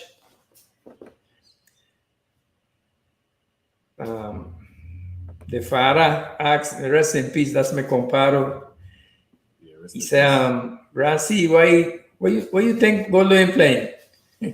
No, Grassi asked, Chewy said, well, my son asked Machin, don't ask me. Yeah. He suspected something already and he had nothing to do with it. He ain't getting in it. Yeah, he don't know. So now we get to the last inning now. And I losing. I think I was behind by 1 run. Man on base, man on second. And Eduardo, Encarnacion, family of mine, coming to hit. And everybody, put in Goldo, you know. So I go up to Eduardo and say, Eduardo, you hearing the people then, right? Say, yeah, hearing them. You think I should bring Goldo? You could do this job. He said, I gonna do the job. Don't worry, I gonna do the job. Yeah. I said, listen to me, you know. Anything come over the plate, you swing and swing hard. Swing level and swing hard. That's a famous saying, yeah. And he said, yeah, I gonna do that. First ball come, boom, he swing and he miss it. I said to myself, you know, the ball and the bat, that's where you check whether you were late or not, you know. Yeah. So I see that he been on time, but the ball was either high or above the bat, but he been on time. He been on time, okay. So I said, man, he gonna hit this ball. My son, he hit a ball between third and short. Rodney Raphael come over to field and the ball passed his glove like an inch. I went in center field. The guy come and score and we tie the game. Goldo started to cry. Come back, somebody come. I end up winning the game. Went home. Compay asked me what happened. I said, man, Andrew ain't tell you. Andrew was the only one, Pedro. Yeah. It was Pedro, Goldo, and Juan Luis. He said, man, Wednesday, Goldo come with the pants down here and Machin tell he pull them up and he pull them up. When practice come Wednesday, my son, Goldo pants all the way up here. I said, you ready? He said, yeah, I ready. And that was it. I mean, discipline, man, discipline. Yeah. It happened to me in a ball game with Woodson. I coach in Woodson. I don't know if it was against Arata. But Pedro again was in that team. And a guy they call Lad Concepcion. I don't know if you heard that name. Lad Concepcion. Yeah, pretty good ball player. He used to play shortstop. And we come with Woodson and we ready to go. First game. And the same thing. Lad got his pants down here. Way down, you know. Gosh, yeah. So, me tell you nothing. Went and he practiced. He come back. He pants down there. I said, Pedro, you playing shortstop. Fuchut, he used to play third. Now he saying Fuchut because you know Lad is a shortstop. Yeah. Say, you going shortstop, man. Don't worry, you go shortstop. I get somebody else and I put third base and I gone. Second inning, Lad tell Pedro, man, I go, what you think me playing, man? I thought I was going to start. Pedro went up to you. He said, look, no. If you don't fix them pants, you ain't playing or no. If you don't fix them pants, you ain't going to see a game. So we went again. Third inning now when them boys come in, I say, lad come in, my son. The guy pants up to enable. He said, Mr. Encarnacion, I ready to play? I said, you ready? He said, yeah, man, I ready. He said, bring down them pants, man. You got them too high. Bring them down a little bit. From there, that was it.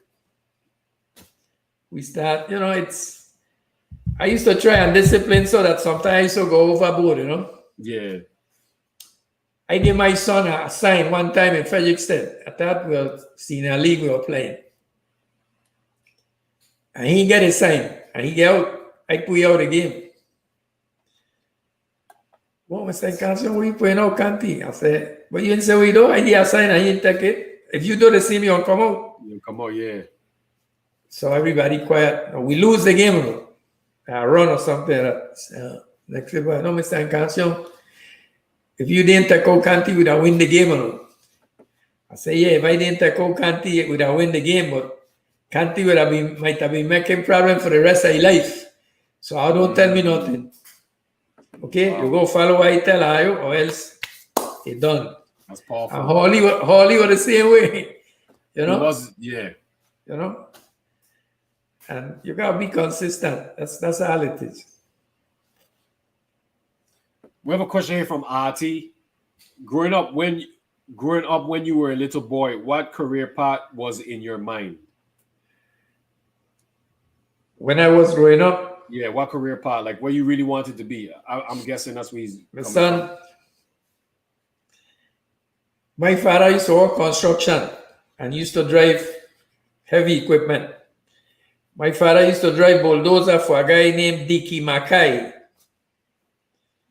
Dickie Mackay in Frederickstead. Mm-hmm. So I used to see my father every day going. So it hit my mind and I say, you know what? I'm going to be like my father. I got to drive heavy equipment. Mm. And I tell my father ain't even answer me yet.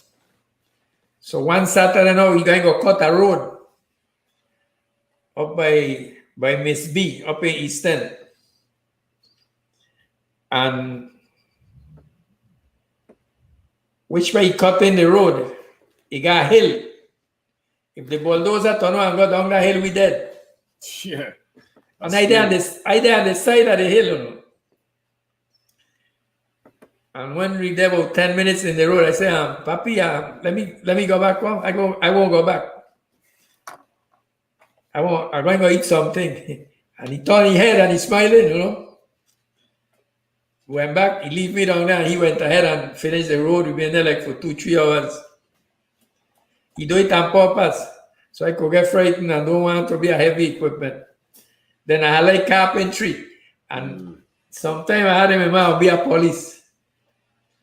But none of that really did anything. My father always used to tell me, he said, Machin, stay in school, go to school, so you don't go work hard like me. So he keep hitting with that, and I listened to him. I listened to him so much. I went to school that right now I don't get 3 checks without working. Wow. That's as easy as I get.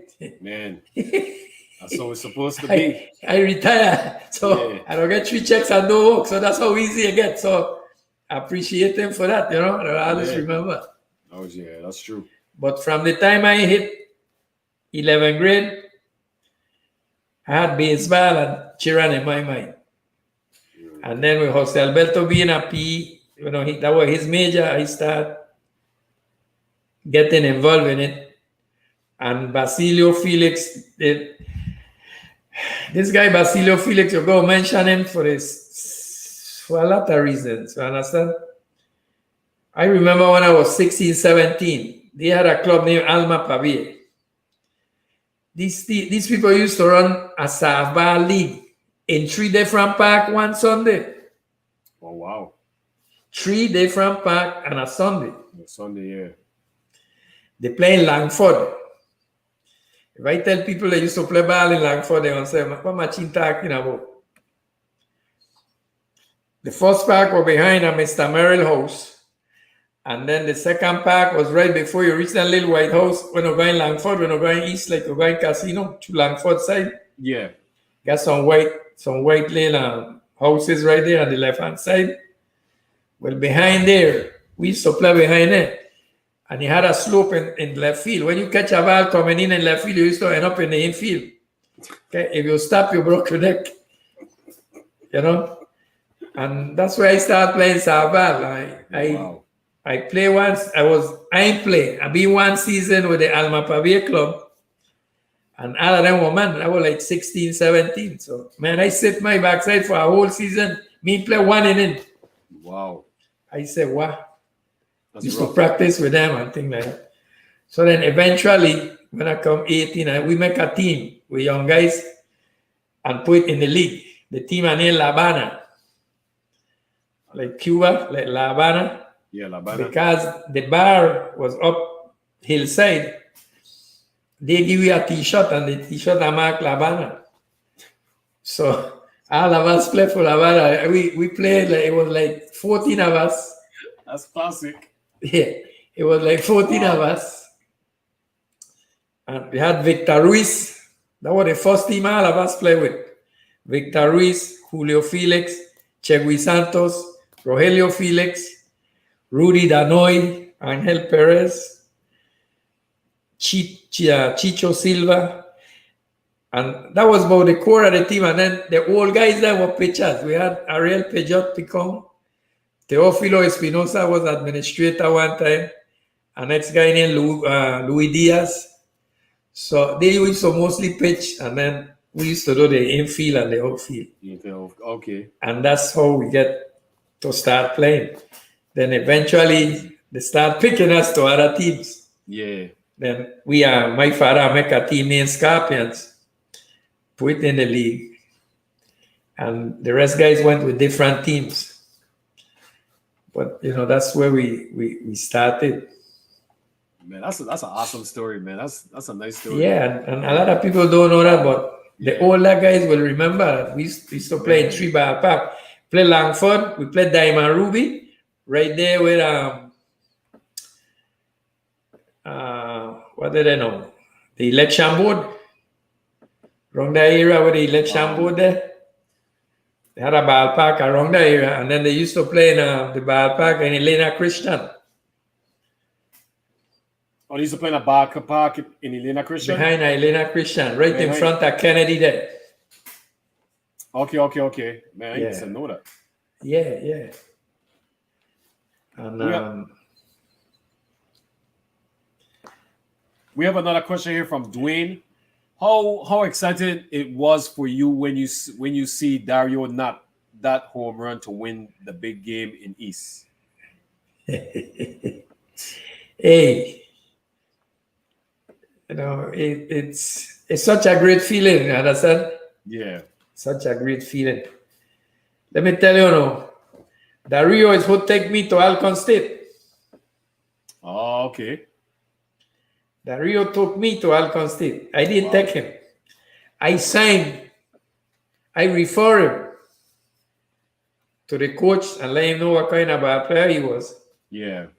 And he was the first one from us in Christiansted that went to Alcon State. And through him, that's where I get to know the coach. And the coach created that confidence in me. He had one time, we had 4 guys from St. Croix playing for Alcorn. We had Dario. Dario, yeah. Mark Phillips. Mark. Lefty. Yeah.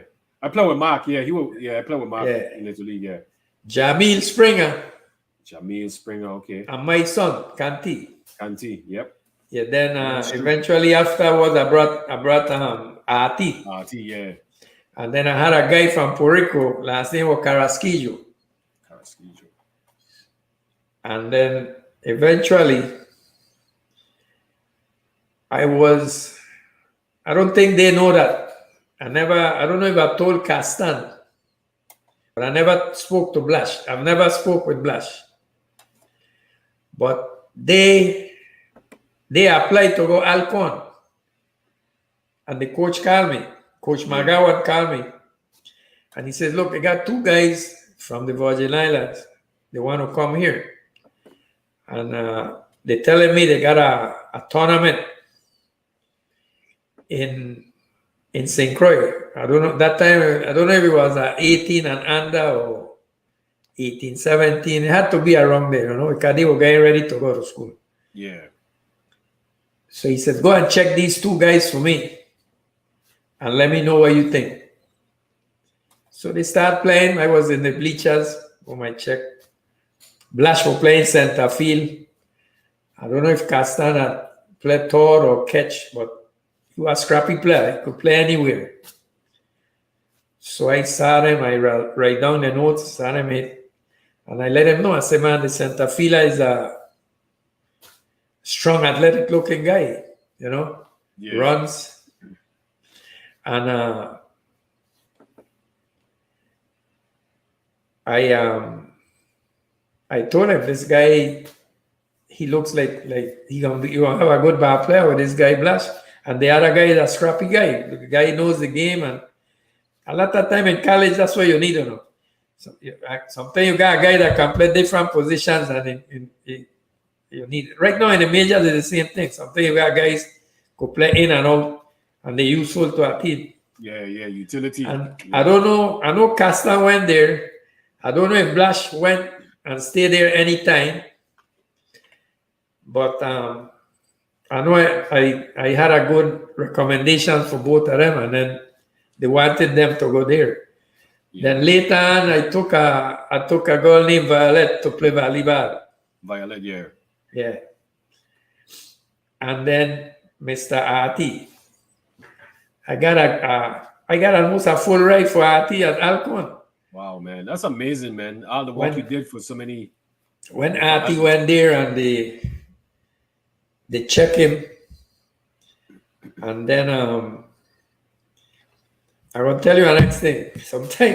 Sometimes you got to trick, And I did it, and it's not in my mind. It's not in my conscience, so I don't care.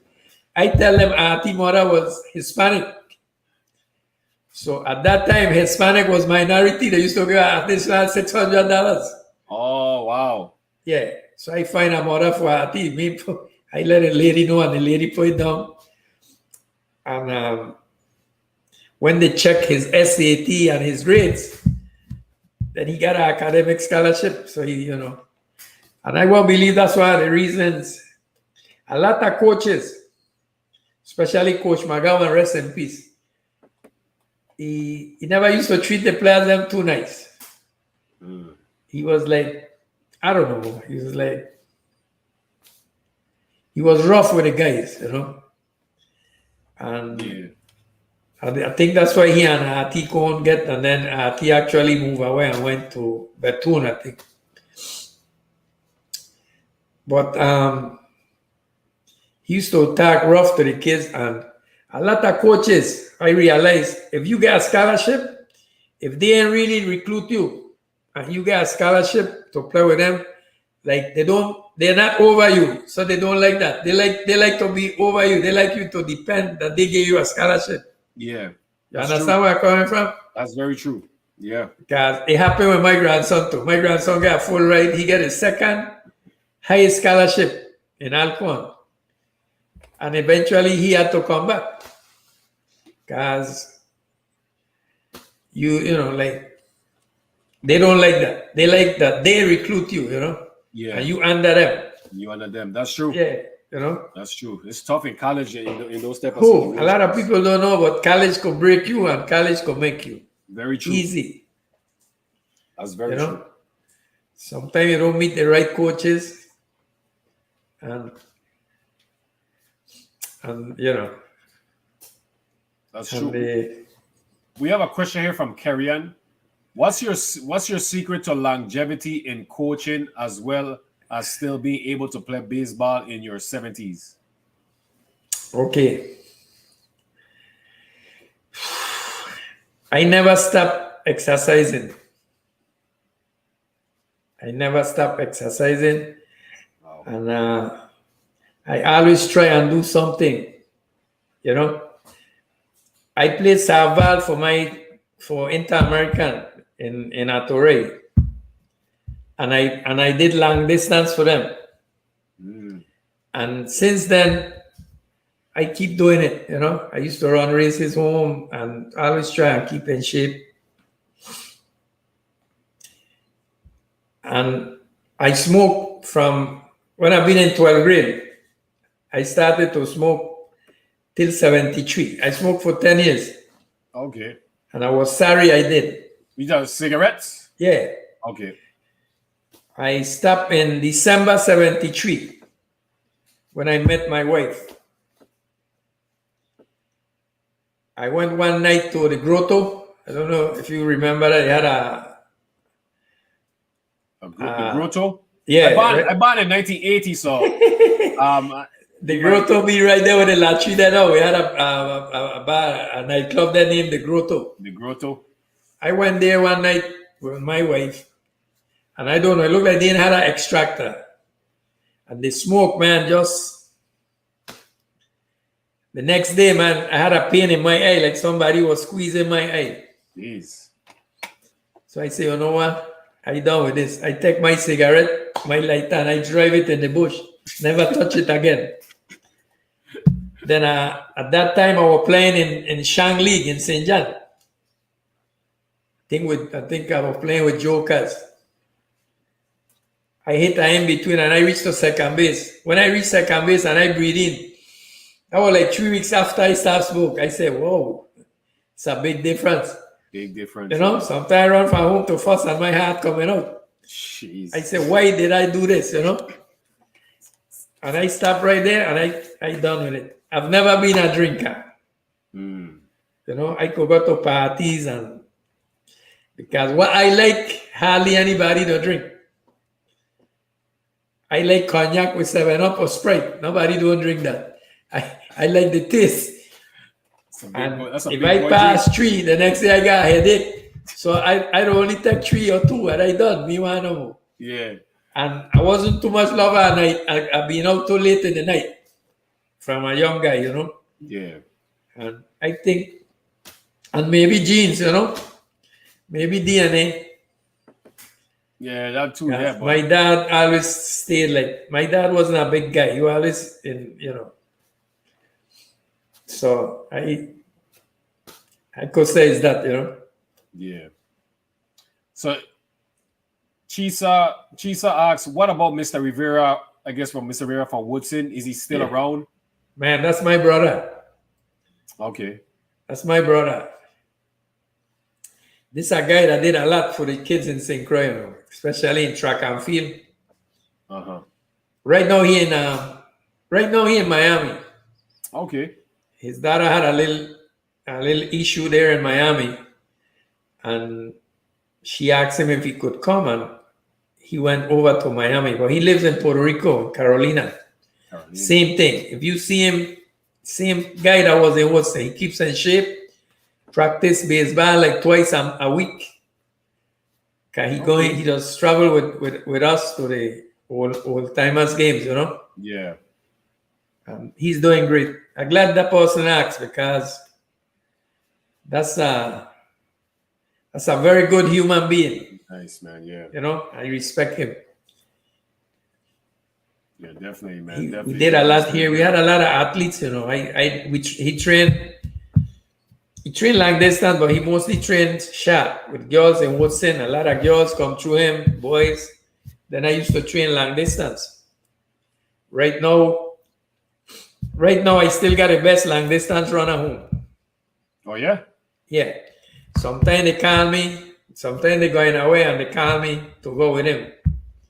His name is Juan Robles. Oh, Juan Robles. Yeah, he's a health and physical education teacher the same. I took that boy when he was 12. He came to Woodson and he told Rivera that he used to run track in Dominican Republic. And Rivera asked him what distance and why. He said, I used to run with a little stick. When to change the little stick. Yeah. So Rivera said, okay, relay. Yeah, I used to do that over there. All right. So he said, go to Mr. Encarnacion and tell you I send you and tell you to run track. So I take him in Woodson and I said, come tomorrow. Bring your short pants and come tomorrow. So I had a tester. I had a marker from the entrance at Woodson, the entrance to the NAT, Okay, to yeah. Alfredo Andrews School. That was a half mile and back. So I sent him up there, and the first day I sent him up there, he ran a 6 something. Jeez, I say, you know what? that's fast. You gonna run distance for me. It hard, distance running very hard. I used to tell you, but if you listen to me, I gonna make you a runner, and I gonna get you to go to school for your education, running. So don't do nothing else. No, why don't play this? I say, you hear what I telling you? Right now, you go do this, and we gonna stop. Man, I get him to go. Start running 3 miles. When he reached 12th grade in Central, he was already doing high 15s and 16 in cross country. Wow. And running against a guy named Bulky. But Bulky been to LSU. And Bulky was already a student, a man already, Yeah. And man, he ran so many races against Bulky, and Bulky helped him, but I used to tell him, do what you gotta do. And just he comes second all the time. I said, don't worry that Bulky got done one of these days and you're gonna be the top guy around here. Yeah. So I get him. I remember one day, one race in KMB. Bulky beat him by, let's say, 800 meters or whatever. And I tell him, let's show me some, you know what I'm trying to tell you. I don't want to say it over here. Yeah. He said, oh God, Mr. Encarnacion, I ain't got none right now. You're done with it. So I tell you, don't lose your farm. Stay in your farm and keep going. You're doing good. And he finished the race. Give thanks. So I get him to finish 12th grade, and I get him to Universidad del Turabo in Puerto Rico, yeah. When he reached there, they make him a 3,000 meters with hurdles. Jeez. Yeah, did good. Finish bachelor's degree, health and physical education. I spoke to Wallace Williams and Senator Russell. Senator Russell? Yeah, from Frederickstead. I'm trying Yeah, to but you should know him. He got brother named Eddie, and then he yeah. Okay. And I say, Senator, I need you to work. He had something to do with the running, track and field federation. Uh-huh. So I told him, man, this guy been running for you guys now. Every race he go. We went Cariftas, we went Totola, we went all over. I said, this guy is not a citizen, and I think you all should make him a citizen, try our best to make him a citizen. So Senator Russell said, no problem, we're going to work on that. And they work on it, they all the people, and made him a citizen. Then came back home now, and he's a PE teacher. And still running. Running, wow. Yeah. Rudolph Simmons said hello. Hey, man. I know Rudolph. Yeah. Good little ball player too, man. Yeah. Very good ball player. Good pitcher. Had some good speed, Yes. Yeah. Could have hit too, Yeah. He could have hit a little bit. No, man. He could have hit. We have a question here from Andre Titus Jr. What's the best advice that you will give an athlete that wanted to quit during their toughest time in sports? Hey, the first thing you got to do, you got to sit down and you got to think. And you got to add what's the benefits and what's not the benefits. You understand? Yeah. Then after you do that balance, I do that, I went to school, I studied, and I went back home, The first school I went to was Catholic U in Ponce. I stayed for 2 weeks, and I packed up and I went back home. And I was sorry for that. My wife did the same thing in Inter-American. Oh wow. She pack up and she said, going home. But a week later, the mother watch and said, what you doing here? He said, what you going to do here? Yeah. Ain't got nothing to do here. She packed up again and went back and stayed her foot in. You have to suck it up. You have to find ways to stay. Go sacrifice yourself. Nothing don't come easy. And the more you got to work for something in the long run, the better it is for you. And you get a better feeling. That's true. You know, nothing comes easy. You've been through that. Yeah. I've been through it. I have practice track that when I practice a repetition, I throw up. And the coach tell me, when you're done throw up, let me know so you could go to the next one. Go on next one. You know? That's rough, yeah. And you have to suck it up. You have to keep going. If you want to really go forward, you got to do a lot of things. You know, you got to do it. That's true. That same Colin King tell me that at Thanksgiving weekend, he alone in a dorm, he had nothing to do.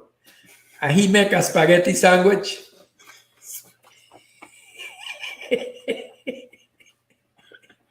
A spaghetti sandwich? Yeah, everything closed. The dorm, the cafeteria closed. The place in town closed. Jeez. And he said all he had was ramen noodles. So he put it between two bread and that was it. Hey, a lot of people had it hard to go through college, you know, and do what they got to do. It ain't easy. It ain't easy, my son. You got to do what you got to do. Yeah, you know. You got to do to survive. That's funny. Yeah. Dwayne Crozier said hello too. Okay. Yeah.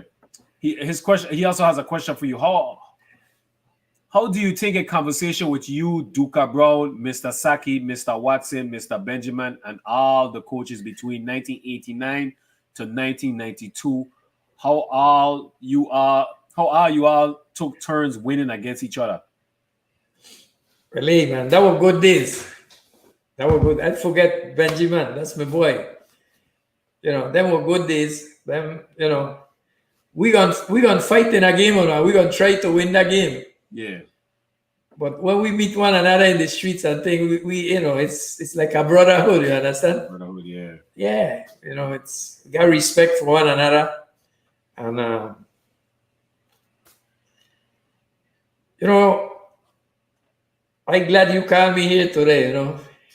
You made my day. Man, I appreciate that, man. You know, I really do appreciate that. You know, that's cool. You see all these guys that you mentioned? Yeah. These Give coaches, thanks to all the viewers. Give thanks to the viewers because they did try out all these names. So definitely. I thank him for that. Yeah. All these guys that you just mentioned. You know, we like people that give they don't honor a lot of people that just come to the island, they make a business or they do that. And they don't honor these people quick, you know? Yeah. You got these people that have been involved with kids for years, year after year. Yeah. And nobody don't even like, hey, let me call so and so. That's why I have a lot of respect for Bob Bryant. One time, Bob Bryant called all of us to the fort in Frederickstead. And Anna, all the baseball coaches have been dealing with the league. Yeah. You understand? And that's the only time I get Anna in St. Christ. Wow. After all these years, you know? Yeah, man. I just keep going. You know, my wife will tell me, don't worry about that. You keep doing what you're doing. What you're doing is the right thing, you know? He gave us a mahogany board. About a foot and a half by 8. And he inscribed in that, you know, letting we know, you know, thanking we and for all this time that we put in. Yeah. I take that mahogany board and I carry it home. And I put it in my hall, I hang it up where the rest trophies and plaques that I get from parents. Yeah. And I put it up. And I told my kids, I said, look, I could take down any one of them things, and put it where I want. You see that board there? I don't move that board from there. You know, that piece of board was very significant for me. Yeah. That's man. Yeah, man. That's something that I think that's something that the Virgin Islands need to really, really look at. Honestly, I think I 'cause- think that what you're doing here, I gonna really give you a lot of a prep for what you're doing here. yeah, thank you. The way I feel right now, I know I got a lot of people gonna feel the same way, Very true. and they deserve to be here. Very true. You understand?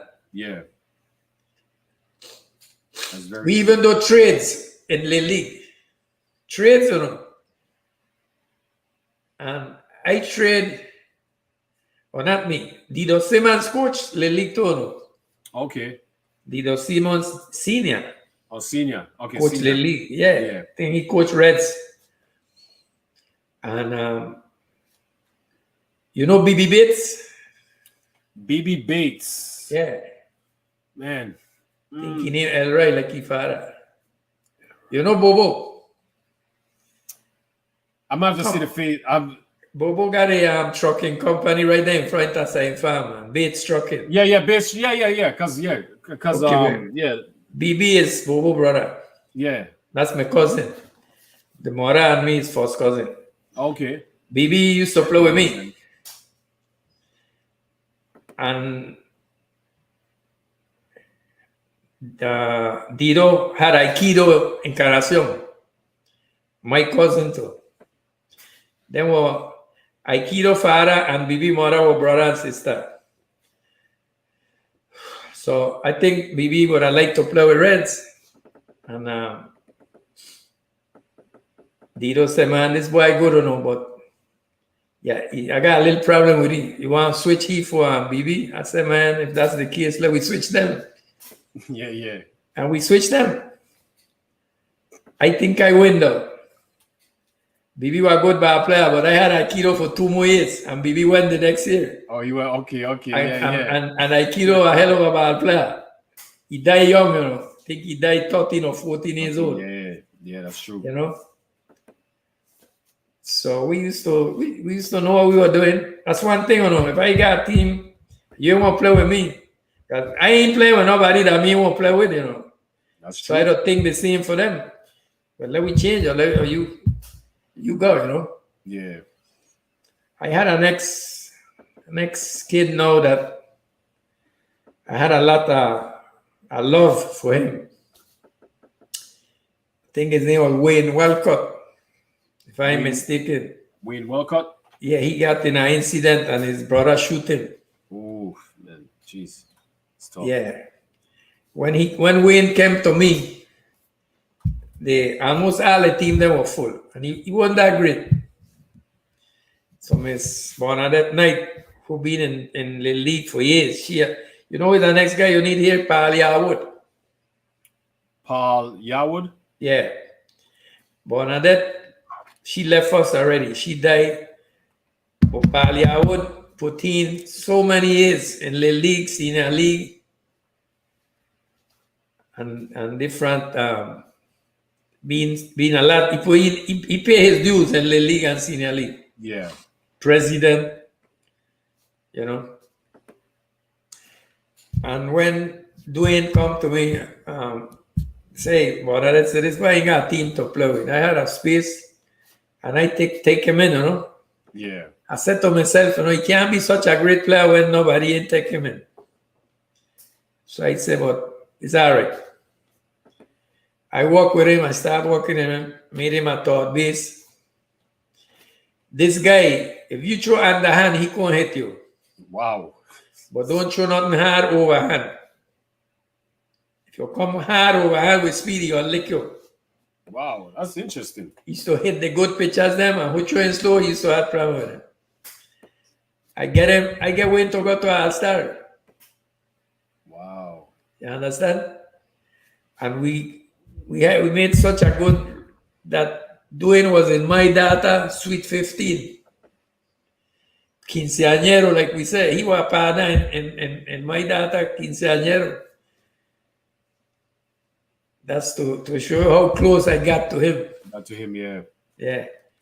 His mom, you know Basil Williams? Yes, yeah. Okay, Basil was his stepfather. And that's, you see, and that's where like people don't realize how important you guys were to so much generations of kids coming up. You know, because some kids wanted to be good at something or wanted to play, and you guys like sacrificed time, you know, yeah. to teach them the game. Because like in today's sports, like if a kid is not good, like you just described him, they won't take the time to teach him the game and stuff, you know. And you guys really cared about the individual more than just about winning and being good at the sport, you know. Man, hey, I did some crazy things, you know, but it hit my head that was gonna work. You understand? Yeah.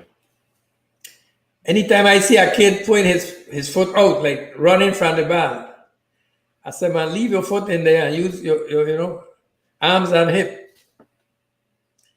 I used to go down on the ground, hold the 2 foot, you know, and I used to tell the pitcher to knock me, you know, Wow, that's crazy. and make he swing, arms and hip without running. You understand? Wow. If you train batting practice from 46 feet, this guy timing way off. He ain't hitting nothing you train. You don't tire train ball, he can't hit. I used to take the ball and go like 5, 6, 7 feet and throw the ball on the hand till he started hitting. A lady see me one time and tell me I'm crazy.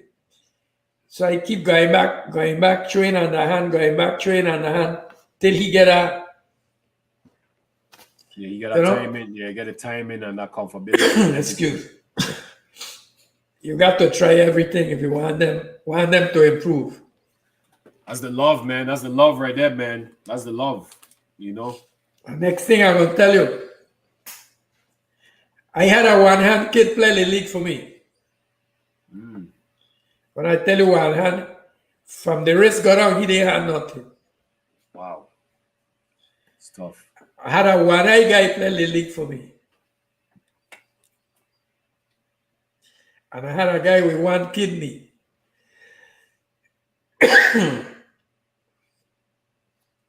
And I made a glove for the one with the one hand. I made a glove for him.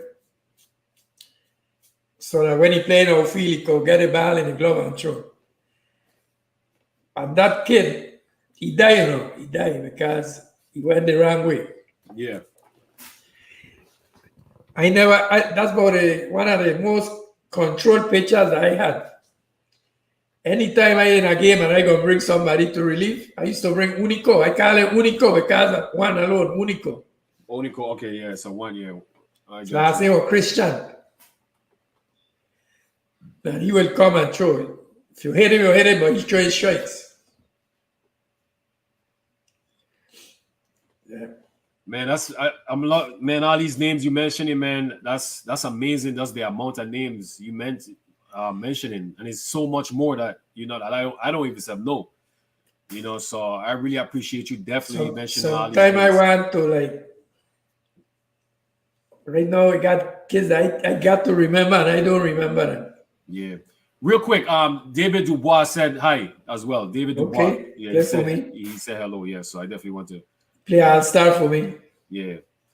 Hell of a player. Yeah. Yeah. Play all-star for me. Yeah. We have a question. We have a viewer question here. What's your top 5 players you coached against in Little League? Against? Yeah, against. Wow. That's a good question. That's a good question. Yeah. Appreciate all Jerry the viewers Brown. tuning in. Jerry Brown. Jerry Brown.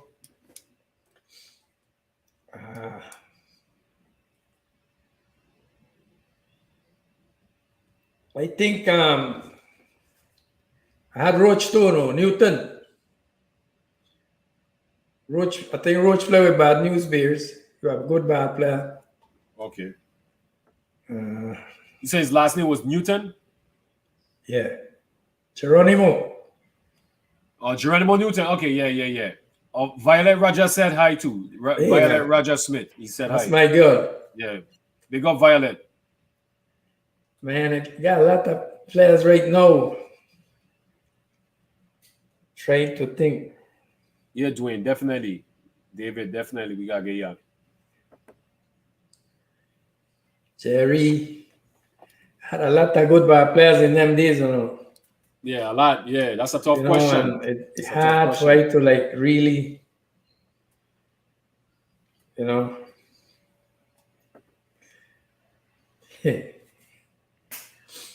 Hard for you to pick. But I play against so many good ball players that I really respected, you know, and Yeah. pitchers. Reds always had good ball players. Besides Jerry, Reds had a lot of good players, very Yes. good ball players. You know, Mr. Watson had some good ball players. Uh, man, right now I really can't come up with 5 guys like that. Yeah, that's a tough one. That's a tough one. But We have another question here from RT. What do you think can be done to bring back the glory days from the 90s? like to bring back baseball, Yeah, so how it was back in the, how it was in the 90s. yeah, I always had an idea, but nobody really like caught me on it. Like let's say Bucky then school, right? Yes. I always said that let's send coaches to a baseball school. Let's say X go to that baseball school, send 2 of them, one from east, one from west. He come back and he gonna stay on that page what he learn over there. Next year you send 2 more. And you go that way until you get like 6, 8 guys that stay in that page and let we work with the kids. You understand? Yeah. Right now we done baseball really done in St. Croix. We can't say nothing different. You know, we producing. That's true. And sometimes you got coaches that volunteer to coach, but some of them don't aim play. You understand? Yeah, so they don't really understand the game from a player perspective. You know, and we have to have an incentive right now to bring back these kids. My son does tell me, say, Papi, I think we should like go back to St. Croix and get batting cages and get baseballs from some baseball player or whatever. And let me knock up a school just to teach kids 6, 5 years old come up or whatever and start to see if we could get this going, you know? Yeah. Right now, you got people home. Like what Ati tell me, right now he got a little team here to work with Mohead and BB working with his son and other people. But that's not enough. And let me tell you something, you know, for the amount of ball that we play in St. Croix, compared to Florida and them other places, we got the best athletes in the world. Very true. You understand where I'm coming from? Yeah. If it wasn't for the Little League, Senior League, and maybe the double A, what a lot of people try to keep going, like Dennis Bro and the other people that want to be to the kitchen and think they just try and got some kind of man league going on. After you play the league from February to June, what else you got? That's true. Understand? You play the league. Yeah. If you don't go down there and try to play yourself with it, and so that's all you got. Senior league and little league, and that's only a part of the year. That's Almost true. half of the year we don't play no ball, and we get people to sign. We get people to go college. Yeah. You understand? To get college and scholarship. So that means it's like I tell you, we good. And we got baseball weather all year round too. Exactly. You know, got to take advantage of that. See? When I come over here, my grandson take me to places that I would have never gone. My two grandkids. And I tell them, the last place I went with my youngest boy at 12 years was a tournament in Branson, Missouri. Oh wow. I drove for 18 hours going and 18 coming back. Yeah, far. Jeez. And when I coming back, I say, Amari, you don't take me to this place or no? I don't take you. You don't take me to these places. Yeah. You know? And here, right now, in a pub car, if you pass through the ballpark here in Punkan, Yeah. during this pandemic, every weekend they got tournament. We got tournament. Yeah. You Still understand? playing. Yeah. So we actually, even the basketball, we actually, you know, we losing. We under these people, but our guys them still going. You know, That's true. and a lot of people will say, "Oh, this year ain't learning nothing in school," but we getting doctors and lawyers and teachers, huh? So something they learning, but Yeah. you know, but you know, something gotta be done. We gotta go try and get something to give these kids to play. Right now, the children that are playing is because the parents them helping them. The parents want them to play, and the parents them coaching them themselves. Yeah, they take the matters into their own hand. Yeah. Then children them to come on the side and join them. And you ain't gonna say home a child are coming to practice with your child. That's true. At least I don't send them home. Yeah. Let we work. You know. So we have a question here from Andre. He to talk a bit about horse training and your involvement with horse racing. Hey, I in horses.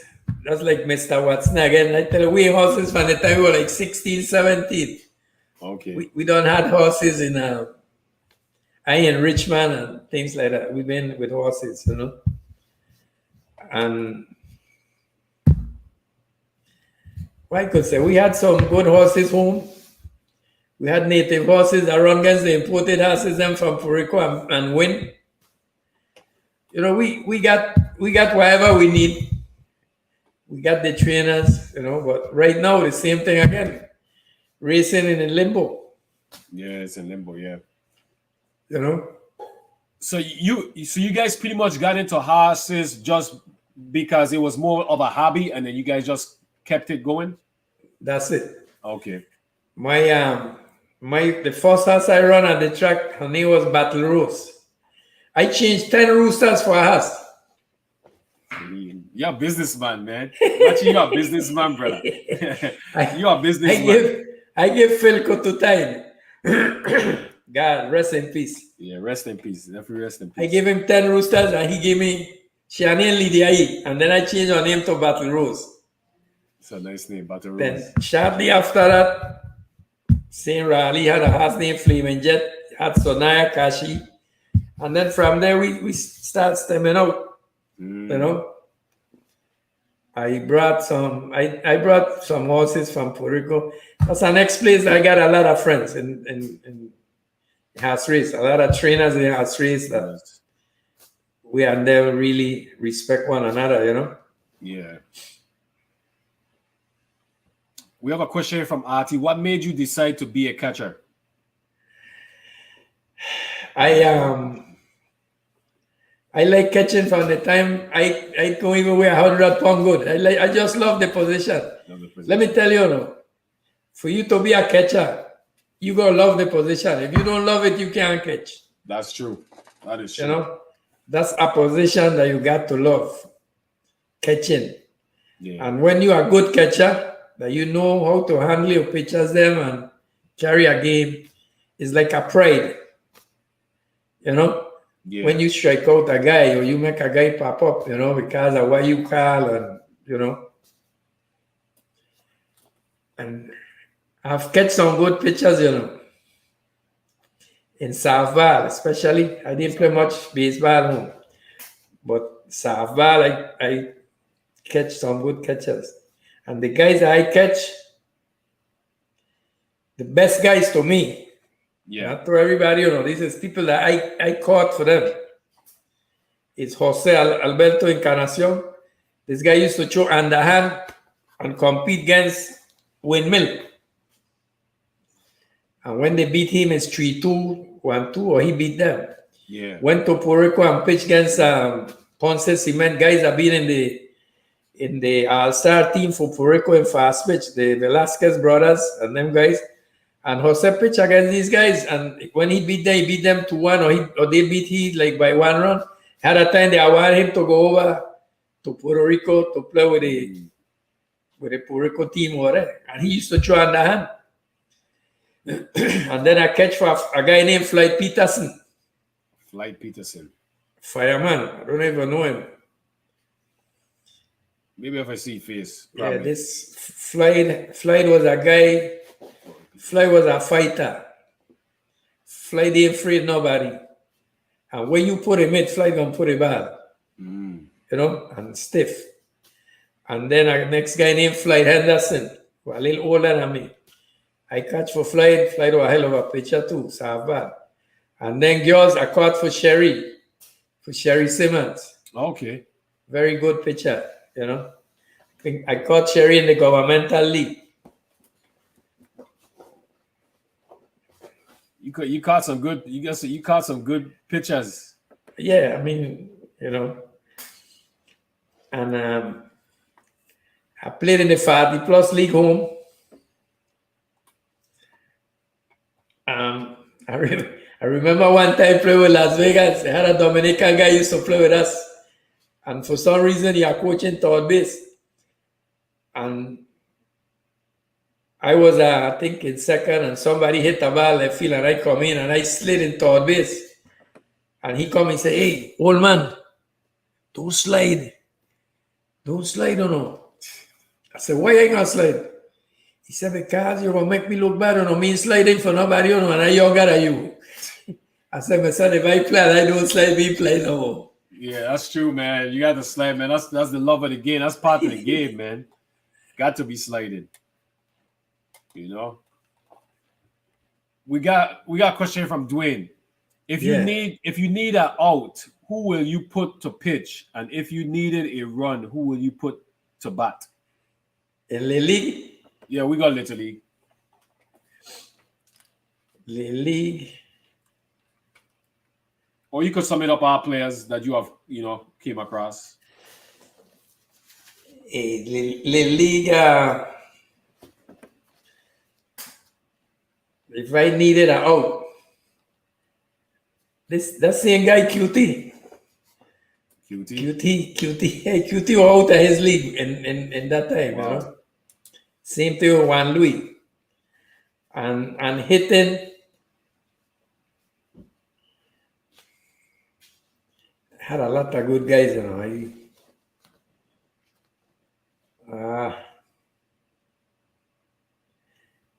I had a kid they called Roman. He had them used to touch his knee.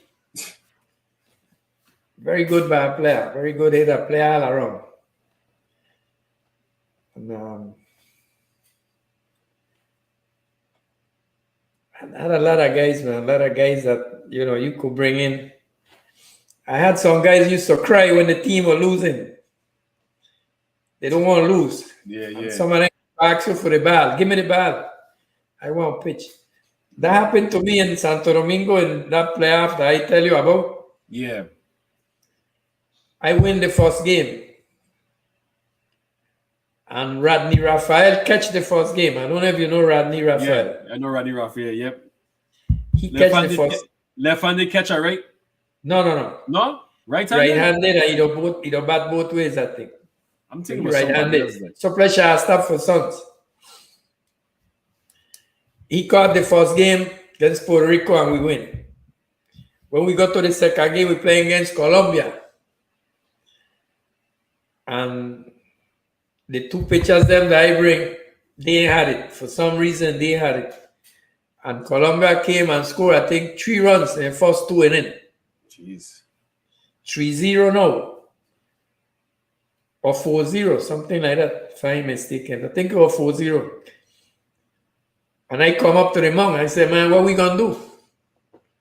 You ain't got control. You ain't this, you ain't doing that. Rodney said, give me the ball. I said, Rodney, how you on pitch? And you catch yesterday? You can't pitch today. He said, Mr. Encarnacion, give me the ball. Yeah, Rodney weren't playing. My son was catching. So I bring it to pitch. Rodney whole day to 4 runs till the last inning. Wow. We went run them down 4-3. And I think it was the 5th inning. My son got a home run and tied the game. And in the 6th, I think Kimani Newton come and hit another home run and we beat them 5-4. Wow. You know that team may win another game after that? And they are looking to knock we out at the competition. Colombia. Colombia, I kill all the momentum. I crush them. And serious blow. That's the type of player that Rodney was in the league and senior league. You understand? Yeah. Man, I know. Man, that experience sounded amazing, man. With that team that you had, that 11-12 team that you went Santo Domingo with, you know, just how you reached there, you know, with the whole, you know, West was the team, and then, you know, win in dramatic fashion, and then going over there and, you know, coming second place because of the whole, you know, age violation, man. The next thing, right? After I beat Genex, I played St. Thomas. And the umpire was from the chief umpire was from St. Thomas. Mm-hmm. And in the first inning, I see some funny cards and funny moves, you know. Rafi James was my coach. And I come to the umpire and I tell you, Chief, let me ask you something. This is the way you're going to umpire this whole game? What do you mean? I said, man, you killing me? I think you come here with a purpose, you know? Nice and cool, you know? If that's the way you umpire, let me know, no? So I could go home one time. Yeah, that's true. I walking back going to coach. He said, Coach, me listen to it. He said, Manager, me listen to it. He said, 44. That's the number I had in my shot. Yeah. He listened to me. He said, you out the game. Wow. I said, I out the game? Yeah, you out the game. You're listening to That's it. crazy. I said, all right. But I'm going to tell you now that I ain't tell you before. You're thieving for St. Thomas. Yeah. You're pulling for St. Thomas. And that's not right. He says, young chair, and you go call a free game and go win. True that. So I walk off. My team being on first baseline. I take off my shot, straight over to my wife. I say, hold that shot. And I don't know if you know the Sabal Park in East. You know, come from the concession. Yeah. And you walk in front of the bleacher. And they got a fence. Like you can't walk into the dugout. You go make a left and then go in. Left. Yeah. So I went right there in the corner, take off my shot. I went right there in the corner, cool out. And I managed my game for right there. Right there. And the people that got his backside and he started to call the game and we win the game. And that's how I get to go to Santo Domingo. Wow. Yeah. And next thing in the team that Jerry went, we had lose the first game, and the second game, the pitcher for them get wild.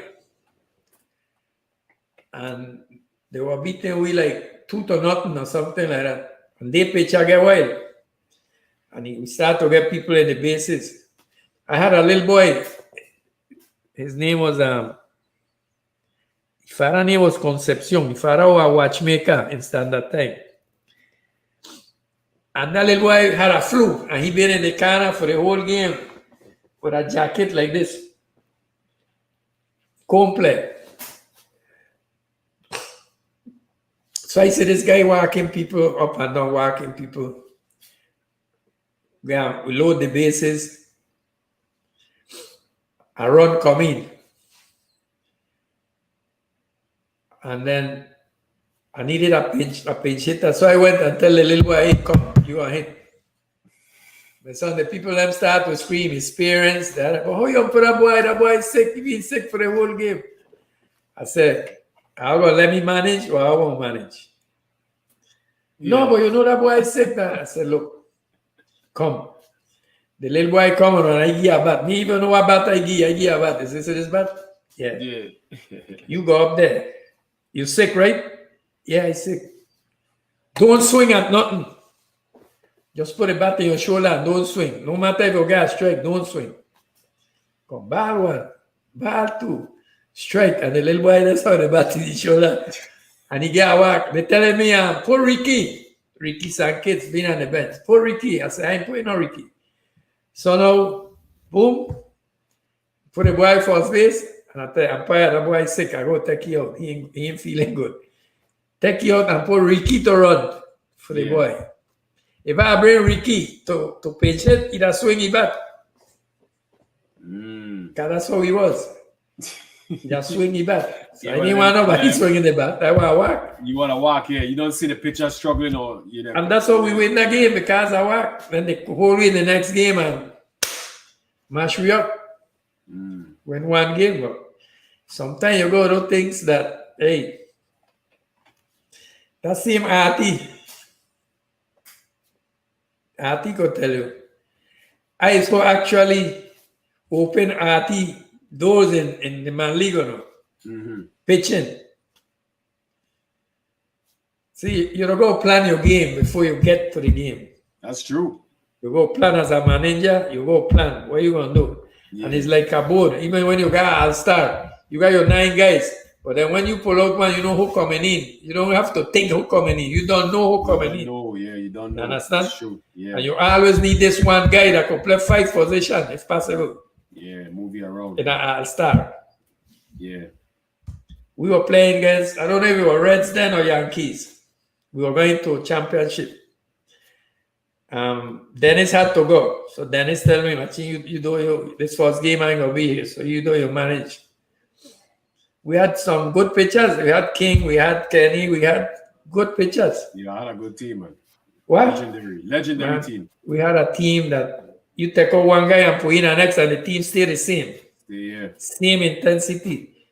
And when you got a team like that, you're lucky, you understand? That's true. So I tell my son, I said, Kanti, tomorrow I gonna bring Artie to pitch, you know. What do you mean, man? What about King? And I said, look, where you going to put Artie? He said, you know why I going to put Artie to pitch? Juni, Simmons, the switch hit. Makil, the switch hit. And Carlos Morales, the switch hit. And they ain't hit right hand for a long time. Yeah, you want them on the right side. Yeah. So I going to start Artie against them and force them to come left hand. He threw a hell of a game. I think he even come back after and throw another one the same playoff. Same playoff. You know, he could tell you. And from there, I think he pitching. He was on the list for pitchers for Vikings. Yeah. He get a confidence. He just run with I meet some hell of a players in Vikings too, no? And play a lot of good guys against Vikings. We had some rough games with Vikings and Yankees or Vikings and Reds. Had a team named Kasha. Kasha, yeah, I remember Kasha. They might not have been the top team, but they used to play you. They used to make you play the game. Understand? Yeah, I remember Kasha. Yeah, man. Geronimo used to pitch for them. Roach used to pitch for them. You know, they had a good team. Yeah. Yeah, that's true. That green uniform. That's them. Yeah. Remember Kasha, yeah. Talk about your last man league game you played on St. Croix. Hey. That's from RT. Yeah, I know. You don't go mention because today I was thinking on that. I was already close to my 70s then, you know. What? Yeah, Man. I should have been 70 or 69, close to that. And we come up, we were playing Cardinals. And time ready to go. And we got 8 guys. 8 guys. 8 guys. Wow. And I saying to myself, damn, these guys gonna make me play. And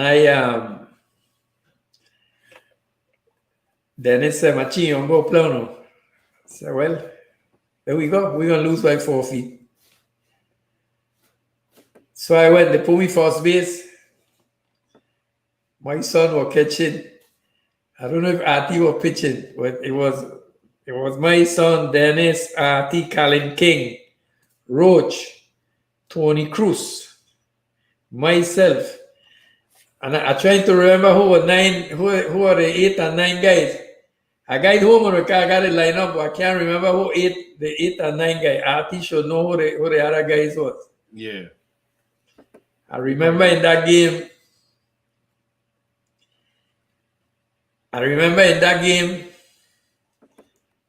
the first at bat I got a guy named Francisco Rivera, Cisco, they used to call him. He passed though. He got killed in Frederickstead. Oh man, rest in peace. Lefty. He whacked me the first time, and then the second time I bunt. I don't know what I did the third time, but I was playing first base and Ronald Hall, same guy I tell you to work public work. He was playing with Cardinals. Been on first base and him away, and they threw first base to me to pick him off. When I get started doing that, he bumped me. He bumped me when he come in and put me off the base. I said, what are you doing, man? What you bumping me for? He said, you teach me that.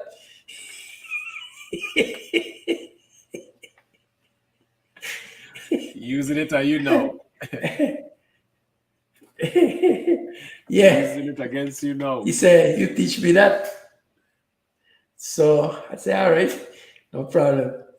That kid Ronald Hall, we had another All-Star we had. I don't think I'd win with that one. Mm-hmm. But he went to an All-Star and he had an old man named Roque. Jose Roque. Jose Roque? Yeah, he used to teach ball in Machuchal. Played with the old timers in Puerto Rico, the older guys like Timer Negro League and stuff. Oh wow. He played in Puerto Rico. Very good ball player. It's interesting. He come down to help me with the All-Star, practice them and so. Yeah. And we were walking out. I think I had a little guy named Gregory Marcos. I sure he used to play third base for me. Put him, we bring out field and I bring it third base. I had Ronald Hall second, and I can't remember who. I had another infielder. No, he said, "Man, we don't have a center field. I don't like the boy in center field. We don't have a center field." He said, "You think so?" I said, "We got a center field, man." So I come up to Ronald. I said, "Ronald, we got no center field, no. You go play center field." He said, "No problem." Ronald went center field, and when Roque started hitting, he said, "Where you didn't put that boy from before?" I said, "Because he's my second base. But I gonna find somebody to put second, don't worry." Yeah. And you go invent it in the air. You got to know your players quick and invent it in the air. Yeah, that's true. Somebody said I had tricks in my sleeve, but yeah, that was when you're gonna win, you go play legal, as long as it's legal, you go try and win. Yeah, that's true. Yeah. Yeah, that was George Bailey. Yeah, shout out Bailey. GB. That's my boy, man. GB. Yeah. You ever thought about writing a book or telling your stories of someone writing? I have write poems, write a song for my daughter when she born. Oh wow! I'd sit down one time and I started to write a book about our family. My family came in 1927. to St. Croix. Yeah, talk about that. My dad was 13 at that time. And now he coming from Puerto From Rico, from Vieques. Vegas. Yeah. And it's the best thing to me, and I sure to all my cousins. I could say all of my cousins them. I sure they will say that the best thing happened to them is that the family came to St. Croix. Yeah. You understand? I was glad and I appreciate that my family, they came to St. Croix in 27. Wow. My father came when he born in 1914. He was 12 at the time, went to St. Mary's, graduated from 8th grade. And these people came to St. Croix to work hard. They came to work to a farm in Castle, New York, where the Gasperis are there right now. And from there, it was 12 of them. And a guy came to the country in Vieques where they were living, or the place they were living. And his wife had died. And he told my grandmother that he couldn't keep the two boys and that he already leave one with some combine, but he need somebody to take care of that little one, you know? Yeah. And my grandmother take him in and bring him to St. Croix. Instead of 12, they came with 13 children. You know, May 1927. May 19th. Wow. And then from there, we start spreading out. The least one that had kids was my father. I was the only son my father and my mother had. But the rest had 8, 6, 4, you know. Yeah. And the family just keeps spreading. Did your dad say how they came to St. Croix? Was it like a boat or a sailboat? Me and the Resolution.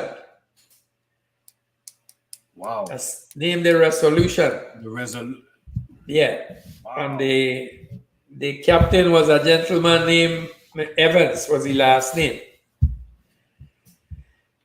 You know, I used to sit down with my father and my uncle them and talk with them. I love to be around old people from the time I'm a child. Yeah. And it paid dividends for me. You know, my father teach me a lot. And I used to talk with them, and that's how I find out a lot about their history, you understand? And the family kept growing. Yeah. And we had so many professions, so many people that I'm proud of. We had commissioners, we had senators, teachers, lawyers, business owners. Our family, in union with the Crucians, and wherever other Puerto Ricans came, I'm proud that we like help St. Croix to get forward. Yeah. With the rest Crucian then, you know. And I'm proud of that. Yeah, you definitely should be proud of that. Definitely. Did your what was the did your dad ever mention to you, or your grandparents mention what was the decision to move to St. Croix?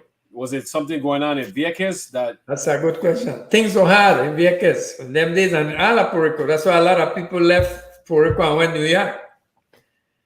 You understand? Yeah. Things were rough. They went for my father, for my family in 26. But their grandmother, their father and mother was sick. So they didn't want to come and leave the mother. So they tell the guy, it was a gentleman named Manuel Roman, and so went for them to work for Manuel Roman. Okay, Manuel Roman. Manuel Roman was Bobby Shosta and David Shosta, the people that own the Islanderies. Yeah. That was their grandfather. Wow, man, you got a lot of history, man. Yeah, wow. That was their grandfather. And he's the one sent for my family, my parents' family. to come and run a land for a lady named Miss Jorgensen, a Danish lady, I own Castle Nugent. So they decided to come back in 27, and then they used to work that farm. And then from that there, that's where they start. And it was the best decisions they make. I sure they will say the same thing. They were hard-working people, not because they were my family, but everybody had a profession. I had to work hard for it. Yeah. You know? And, that's how we came to St. Croix. I always tell people that Vieques was my mom. Vieques was my mother. St. Croix was my stepmother. But his stepmother treat me better than my mother. That's deep. You understand? Yeah, that's deep. Because what I am right now, what my children are right now, what my cousins are right now, is St. Croix give it to us. You understand? Yeah. So that's why I don't allow nobody, don't care where they come from, to come now and talk to me about St. Croix, talk bad about me about St. Croix, criticize St. Croix. Because when you came here, St. Croix was advanced. So don't tell me nothing about St. Croix like you come in here to fix it. Yeah. Because I had to carry water in my head. I had to walk in Dort Road. You understand? Yeah. I had to walk to school. I used to have to do my necessities in Pan with a night side truck. And all of that changed. We had paved roads. We get house with bathroom. You understand? And everything now modern. So if you ain't been there when things were rough, Yeah. don't come now and tell me nonsense about St. Christ. That's so true, man. That is so true. That is so true. What type of person was your, like, talk about your, like, how what type of person was your mom and your dad? Okay. My dad, I tell you, my dad was a very intelligent man, not because you were my father. But if you come from Vieques at the age of 12, Yeah. knowing no English at all, go to St. Mary's and graduate from 8th grade. Then his father died when he graduated from 8th grade, and everybody had to go work, whether young or what. My father and the younger brothers were assistant building the priestdom, the building for the priestdom in Christiansted. Yeah. That's where my father started doing carpentry work and things as an assistant when he was a little boy. You know? And he was very, very knowledgeable in baseball too. He never played a game, you know. Okay, I was gonna ask you that. But he could attack to you, but people, professionals in the States, professionals in Puerto Rico, music, they hear music and they had their band, they had their woman singer, you know. And most of the family were like that. Our family, you're either a musician, a barber, or you're athletic, you know. Yeah. The first Hispanic baseball team, I think, were the Evelyns, if I ain't mistaken. Evelyns? Yeah. Or Yankee Jr., something like that. Two of my uncles them playing it. You understand? My mother had a first grade, but she had a degree in accounting. When I tell you she had a degree, my father used to work around, pay whatever, she whatever money, he still whatever money he needed to fight Rooster or whatever. And in the middle of the week, he might need something to buy a part for the truck or something. Man, I go buy this, and I really ain't got enough. And she used to go in her closet or whatever and come with money. How much you need? Huh? You know? She Yeah. baked cake. She used to sew. She was seamstress. You know, the shot them that I used to wear in St. Mary's, she used to sew them. And I never went St. Mary's with no shot that wasn't right. Yeah. You know, I had two pants. I wear one till Wednesday, and from Wednesday to Friday, I wear the next one. And and almost all of us were like that, you know. And my dad never used to take too much from the where he was working. If he get an argument with you, bam bam, he went to Puerto Rico a lot, work and come back. Okay. He come a painter that he used to mix any color you want. He used to mix it for you.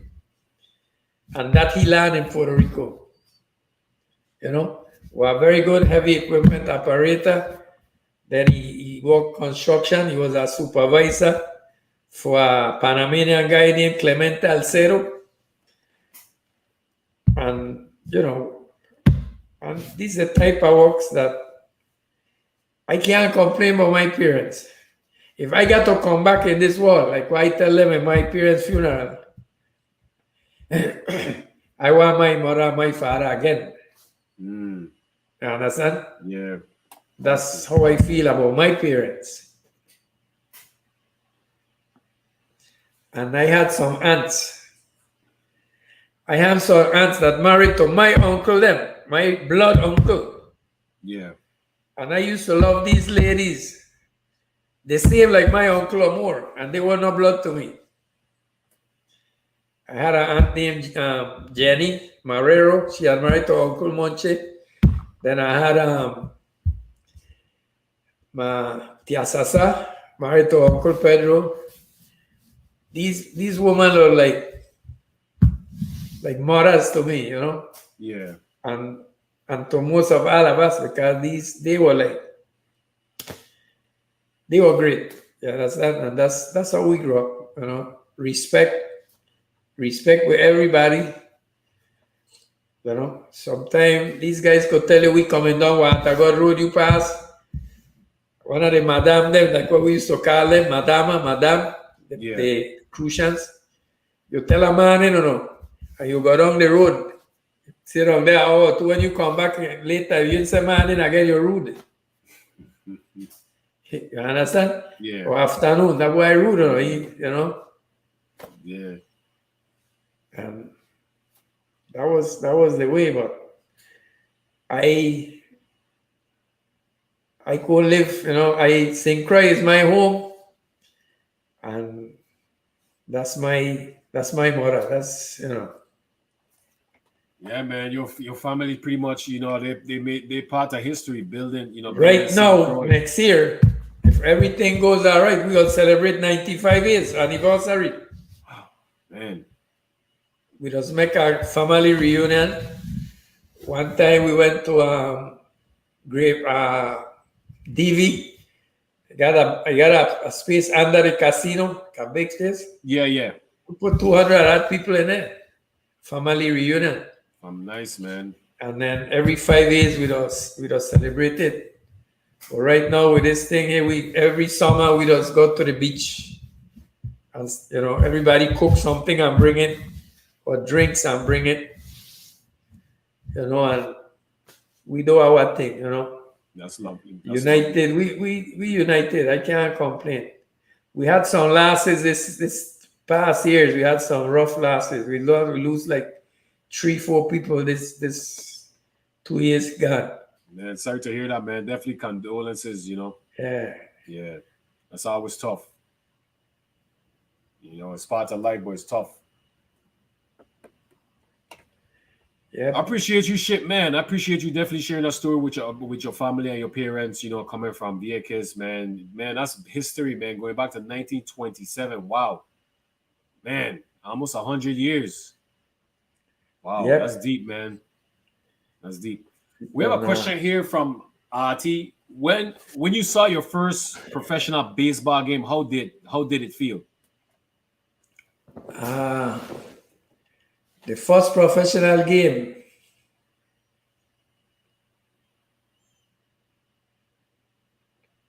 I saw it in Ponce. Let's see.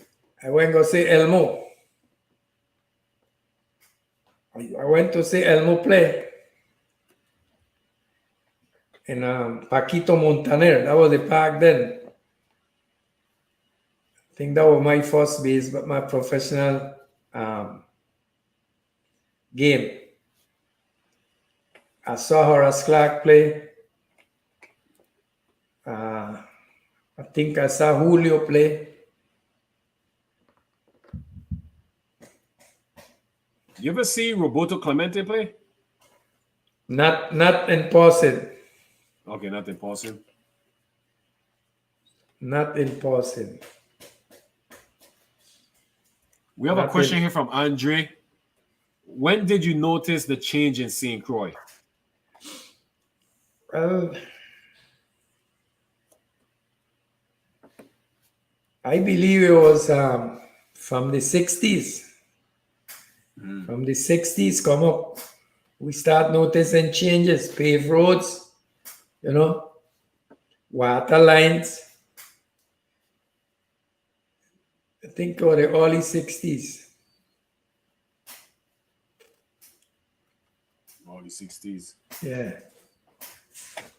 So we kind of winded on towards the ending of the show, Machin. So I'm gonna ask you some some little quick hitters here and there. This one is this one came to my mind. The best players of each position you have seen play baseball. So we start at catcher. Like it could be the best or your in the favorite. major leagues. We could do yeah. Let's do major leagues. Let's do major leagues. Yeah. Well, gotta be Johnny Bench. Okay. Johnny Bench, catcher.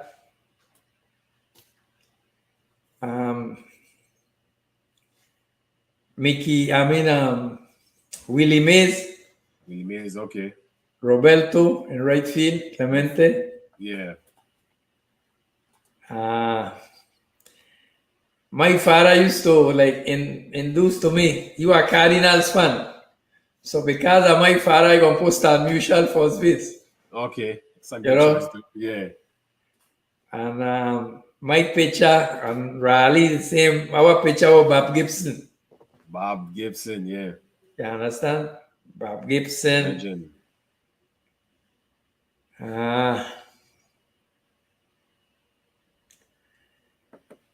I like Marichal too, Marichal was a hell of a pitcher. Yeah, Juan Marichal. Juan Marichal, yeah. Yeah, Juan, yeah. Amazing pitcher. And Willie Clemente.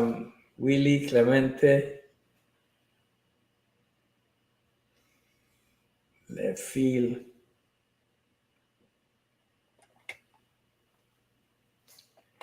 So I want to be fair, Yeah. I don't like Yankees. I'm with you. I never like Yankees, but I'm with you. You got to tag Mickey Mantle, you understand? True that. Go put you on one of the fields, Yeah. Brooks Robinson, third base. Brooks Robinson. I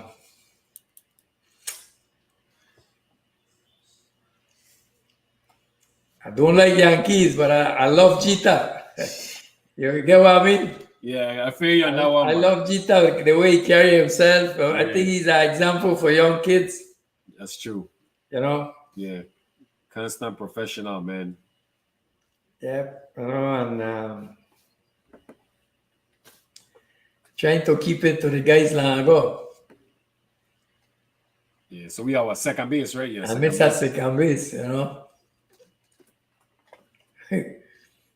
Right now, somebody help me. I can't get to think, but right now, I was thinking I'm trying to think some famous second base players.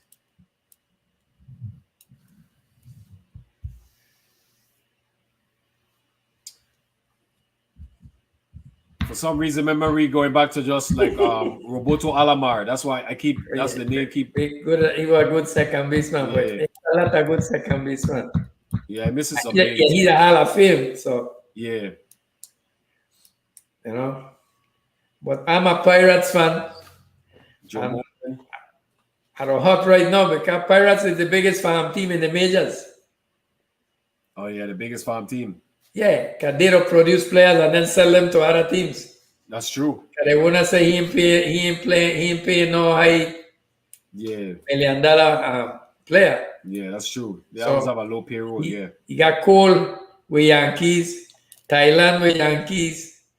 He sent Josh Bells to Nationals. He yeah, sent Marte to somebody else. You know, and he's so lucky that he don't pick up young. They got a good farm team, you know. they got And yeah, then they got a good farm team. wherever they trade for us, come out good for them, you know. Yeah, But right now, with the way the majors playing, if you don't deal a wheel, if you ain't got money, your team ain't gonna really like do what you gotta do, yeah, that's true. That's true. you know. So let's go to the Virgin Islands now. Let's go the top five best players you seen from your own eyes and your top five favorite baseball players. Like your favorite, just a joy to coach or be around or see play. We talking pros and amateurs. Yeah. Pros and amateurs. Yeah, just straight Okay. Virgin Islands. Straight Virgin Islands. Your favorite to Oh, see play and your favorite, the best you ever seen play from your perspective. well, look, I have to go with respect. Okay. Yeah. I have to go with respect. I got to put Valmy, Piggy Gerard, Valmy, Piggy, Elmo Plaskett, Horace Clark, and Julio Navarro. Mm, Why Julio Navarro? Because I don't see myself in Julio. Julio came from Vieques as okay. a young kid, and Frederickstead made him a ball player. You understand? Yeah. Then the other guys home, Jerry Brown. I love to see Jerry play. Uh, there's a lot of good guys that I play with, you know, that I like the way they play the game. Yeah. They might not have signed pro, but there's an example of the game. There's a lot of them. It's true. Yeah, There's you a lot. know, A lot. and you got Jerry. I love to see Colin King play ball, the way he carry himself in the park and the way he play ball. Dennis Bro. I like to see Makil. I like the way Makil the play. You know, Yeah. Makil will argue his head off for a game, for a call, but next 5 minutes he joking with you again or whatever, you know. Yeah. And you know, I like that type of ball player. It's true. Yeah. You know, No.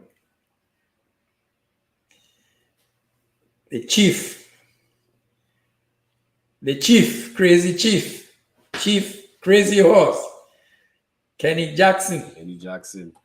You know, he don't play a different ball game, but at the end of the game, that's a guy you want to be next to. You know, Yeah. he gonna come and when they say play ball, just like King, he don't change. He when they say play ball and let we go, he's a different person. He gonna play hard. He gonna play to win. You know. Hey man, it's a lot of good guys. Junie Simmons, his brother Steve. These is guys that I play with that hey, the guy just put up some names there. Rod Carew and Joe Rod Morgan. Carew. Yeah. Rod There Carew. was Yeah. there was hey, that was I really miss on them too. Yeah. Two Hall of Famers Yeah. Yeah. That's true. and I just said Joe Morgan and too. two hitting machines, especially Carew. Yeah. Yeah. Rod Carew. Yep. That's true. That's true. Give thanks out. You know, and a lot of guys that you play with and you play against them And although they play against you, you got to be fair. You know, you can't. He can't play nobody. You know,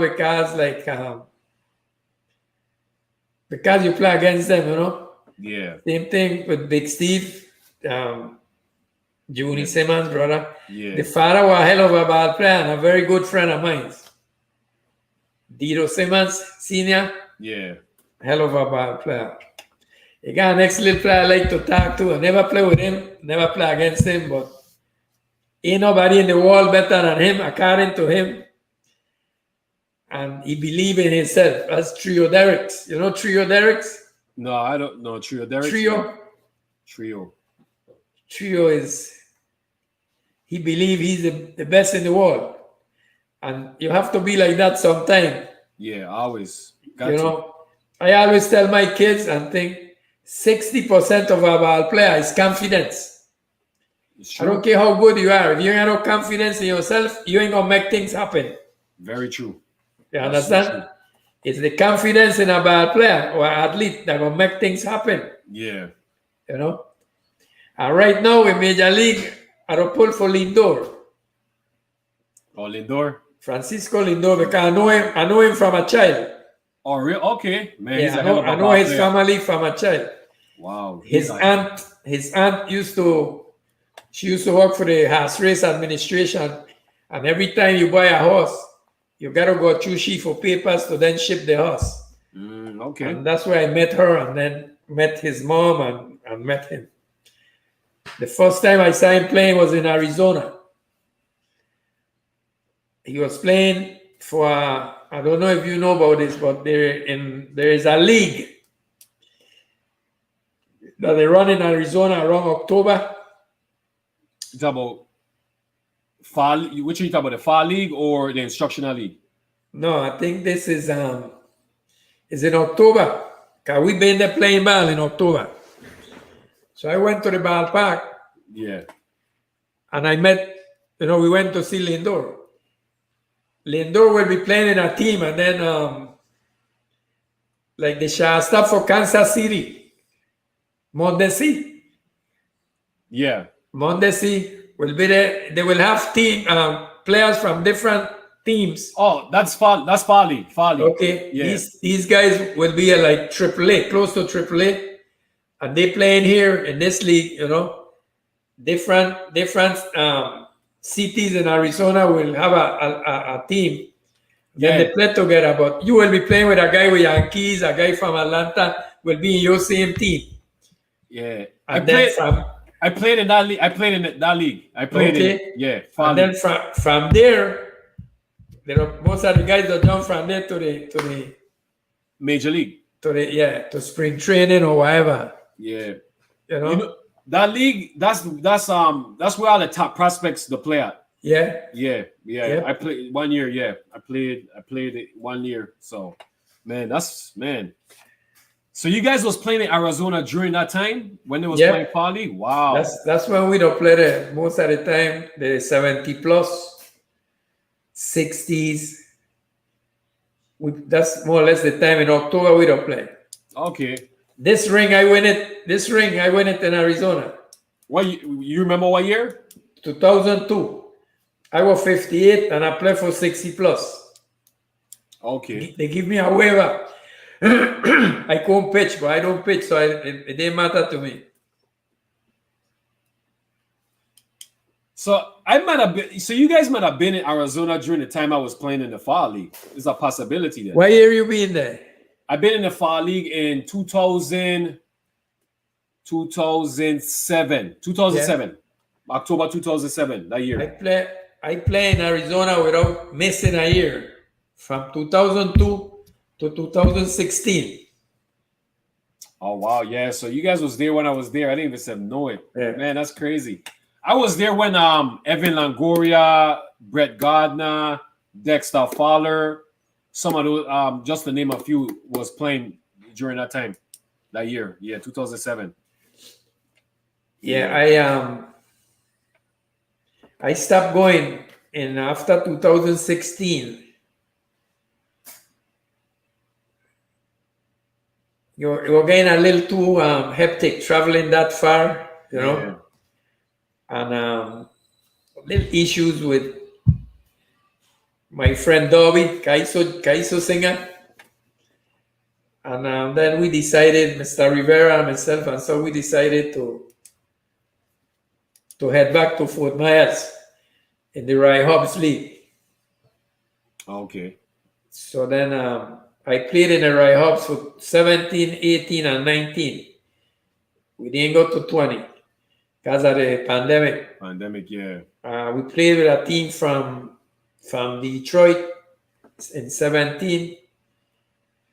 I played with a team from Boston in 18. And in 19, I played with a team from Canada Monarchs, Nova Scotia. Scotia. Best team I ever played with when it comes to team unity was the team from Canada. Okay. You play with them, and even if you make an error, you feel good the way they talk to you. And at this age, I don't think we should be arguing about no play. I try to make the play, me and my kid, but like that. Yeah. That's true. You're right, man. It's all about us having fun and us enjoying it. Yeah. That's true. And in 2016, I catch 9 innings for Darlan Bryn.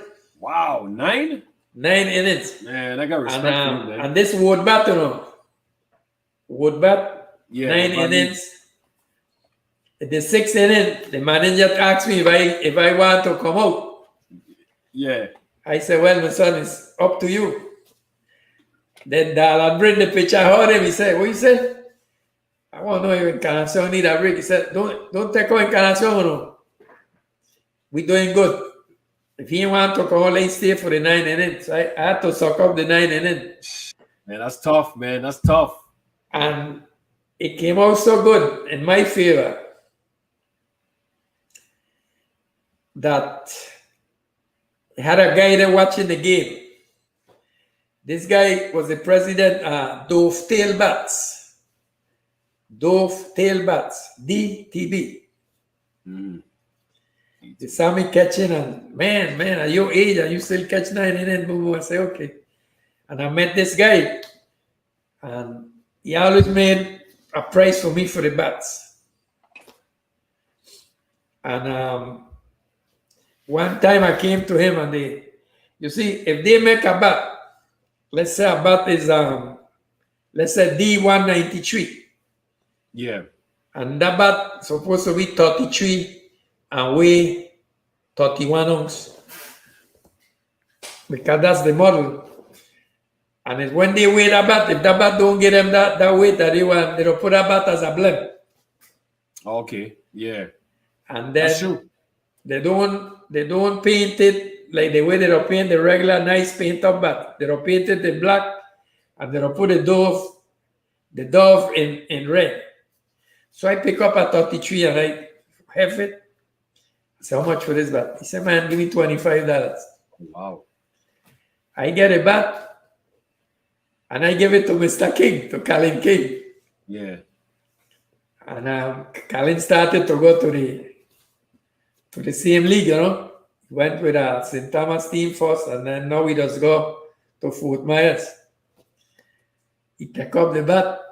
He said, boss, that bat got a lot of hits in it, I said, what do you mean? He said, my son, I went down there and I light them up, Then the same people, I just buy 12 bats from them. They give me $100 bats for $75. Man, that's a good deal. And this the bats that Pete Alonso used, the guy from Mets. Yeah. And like they went Kansas City won the World Series, they were using like 3 or 4 of them were using these bats. Those bats. DTB, Dove Tail Bats, the name. Dove Tail Bats. And I just buy 3 of them with the axe handle. The axe handle is one Mookie Betts they use, and George Springer. Yeah. And I think 2 more guys in Dodgers using them too. The axe handle. What I ask Handler to do is teach you the right way to hold the bat, To grip it. Okay. It's an axe handle. Then you don't hold the bat in the inside of the palm. You hold the bat with this here. Yeah, with the fingers. Yeah. And that's the bottom hand especially, and that's what the axe handle will teach you. Okay. What was your favorite team growing up? Favorite major league team? The Pirates. Pirates? Okay. Pirates. I figured out when you wearing the hat. Pirates, and you got my hat too. Oh yeah, for sure. And you look like a little bit like my boy. For the Lakers. For the Lakers, yeah. LeBron. Yeah. Somebody tell you that before, though. Not LeBron. No, you talking about Kobe? Oh, yeah. Kobe? Yeah. Some people have told me that before, but that was my guy too. That was my favorite player. That's one of my favorites. Yeah. That's why I come a Lakers. Kobe.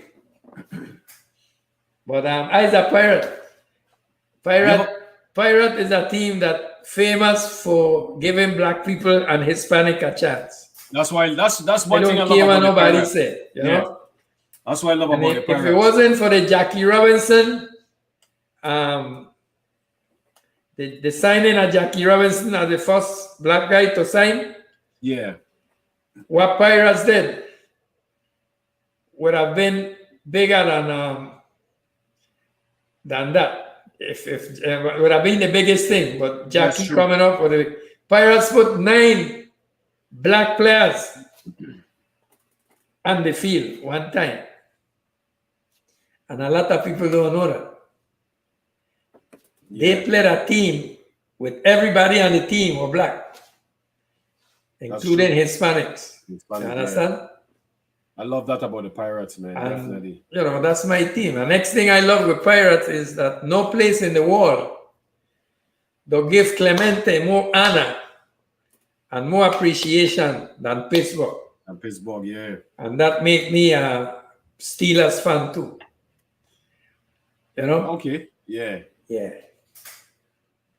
Because you talk to anybody from Pittsburgh about Clemente, and they will answer you that like that's the only bad player they know. That's how those people are in Pittsburgh. Yeah, that's true. That's true. Would you have wanted to play for your Pirates team or another team? Question from Pirates. Then being that Elmo signed with them, McBean signed with them. Yeah. The rest of the Puerto Ricans are signed with them. It gave me a love for the team. Yeah. Yes. So I got that's my boy Zip. Zip, yeah. Big up, bro. I gonna give you a thing that happened with me and Zip in Las Vegas. Oh yeah? Yeah. We were one day. He's a Dodgers fan. And we were playing in Las Vegas. I think it was 60 plus, I had just started with the Virgin Islands team. I think it was 60. And only him and I went from St. Croix with that team that time. Okay. We went to see a game, a minor league game with Dodgers and and I think it was Padres. Zip tell me, let's go see this game because he had a pitcher that I get hot. And he was rehabilitated in Las Vegas. We went there and we saw the game. Taxi took us there, we saw the game. And after the game, we came out. And we take another taxi to take us to the hotel. When we driving going, had a stoplight. The taxi stopped. And the next car was coming on the other side. Boom, I hit a car. Wow. I hit and run. Jeez. The taxi man that we there, he followed the car that hit and run like he a police. Hey, you saw that? I'm going to follow him. And me and Zip, there in the back of the car, we watching one another around him. The guy going zoo, like he's a police running behind this car because he hit and run. Yeah. And thank God, like 2 miles down, The police catch the guy and stop him. And the taxi man tell the guy, hey man, I was following him. That's good. Take care. Say, all right. I tell Zip, I said, Zip, I believe this joker is undercover, you know. That's crazy. Oh, ask Zip about that. That's crazy. Yeah, that's crazy. That's crazy. Hey, So this is my final quick hitter question. What is your greatest baseball memory?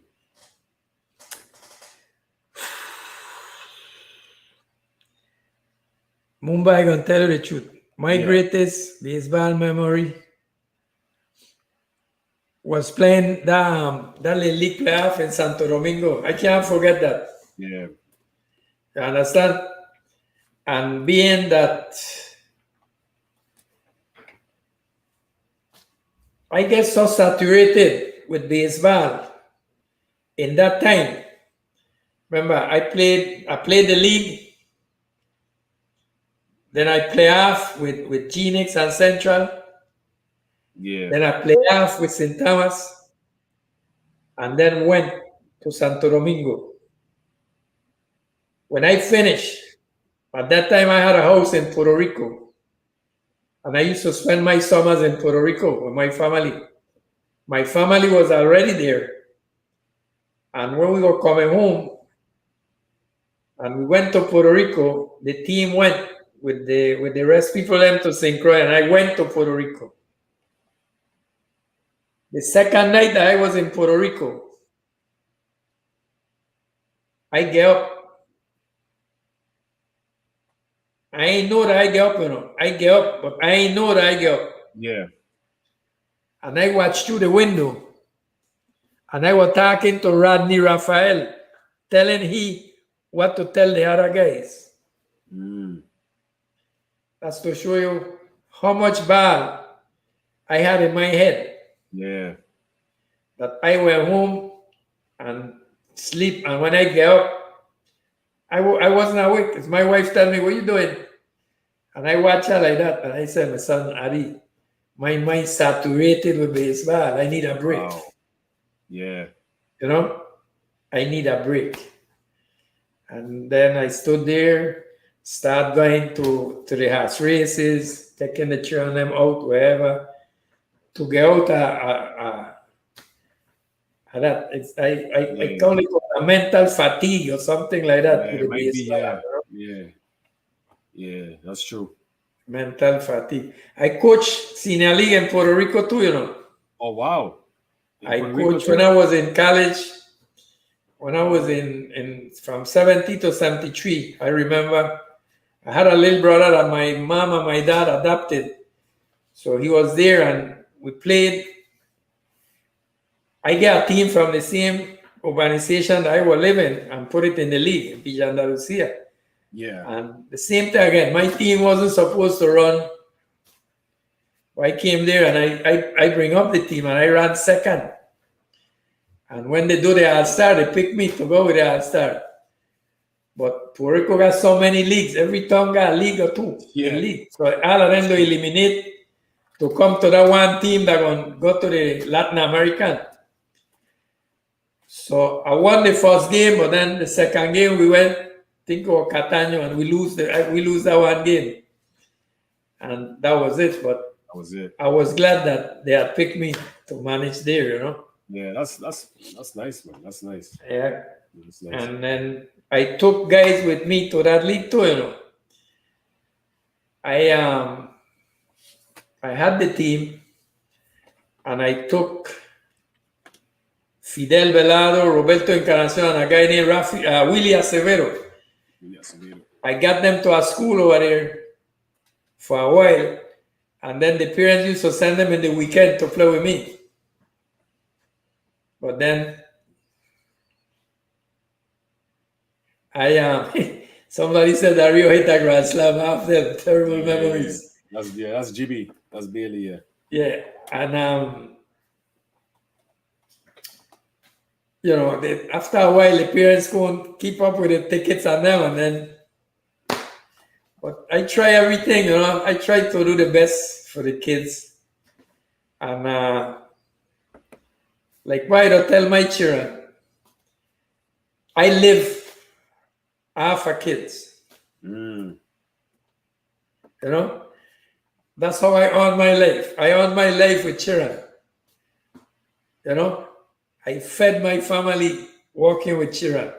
And my wife did the same thing. Both of us worked for 30 years as teachers. And Wow. I coach for how many years I coach. And whatever I did in this life, after I done 12 grade, it's children who give it to me, you know. Man. And like I used to tell my son came and meet me. My son and I worked in the same school. He taught with me at Woodson. And the first thing I tell him, I said, look, you respect them and you make them respect you. Don't cuss no child. You wait till he cuss and then you do what you gotta do. Yeah. But you don't talk bad to no children before he does it. And I tell you this, you know why? These guys is 12, 13, and 14. They coming to be young men. Yeah. And we going to be old men. That's true. You understand? So anything you do a young boy at 14, 16, when he's 17, 18, 20, whether he go to bed, he gonna remember or not. That's true. That's You true. know? Yeah. He gonna remember. Yeah, that's true. You know? So we coming to an end, Machin. You want to give any shout outs, and is any message you want to leave with the viewers and anyone that watches this episode, because this is going to be on YouTube, and and years down the line anyone will be able to come and watch this episode that we have here and listen to your story and your history and your knowledge and your experiences and everything that you've been through. So is there any message you want to leave and as well? I want to, whoever working with the children now, BB, RT, Mohead, I hope other people will join with them or take the children to them and try and we have a renaissance at the baseball back in St. Croix. You understand? We need it. And we need to have the guys, the people that are going to do it. We got people home that could do it. You understand? Yeah. And we got to sacrifice ourselves to try and get these kids going. The league and whatever. I'm going to be home for summer if God spare life. And if I could go there and take my bucket of ball and my fungo, whatever, and I could go ball park and tell them, look, anybody want to play ball, come here. Yeah. I'm ready to teach you the game, as good as I can, or whatever I know.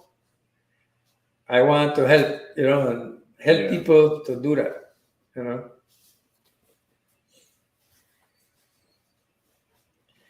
You want to give any shout outs to your family? Your family, anyone? Oh, well, my family in St. Croix, they know I love them. They know I'm there whenever anybody in need, we're ready to help, do whatever we got to do. And I miss them, miss them all the time. I call and I keep in touch with my family. And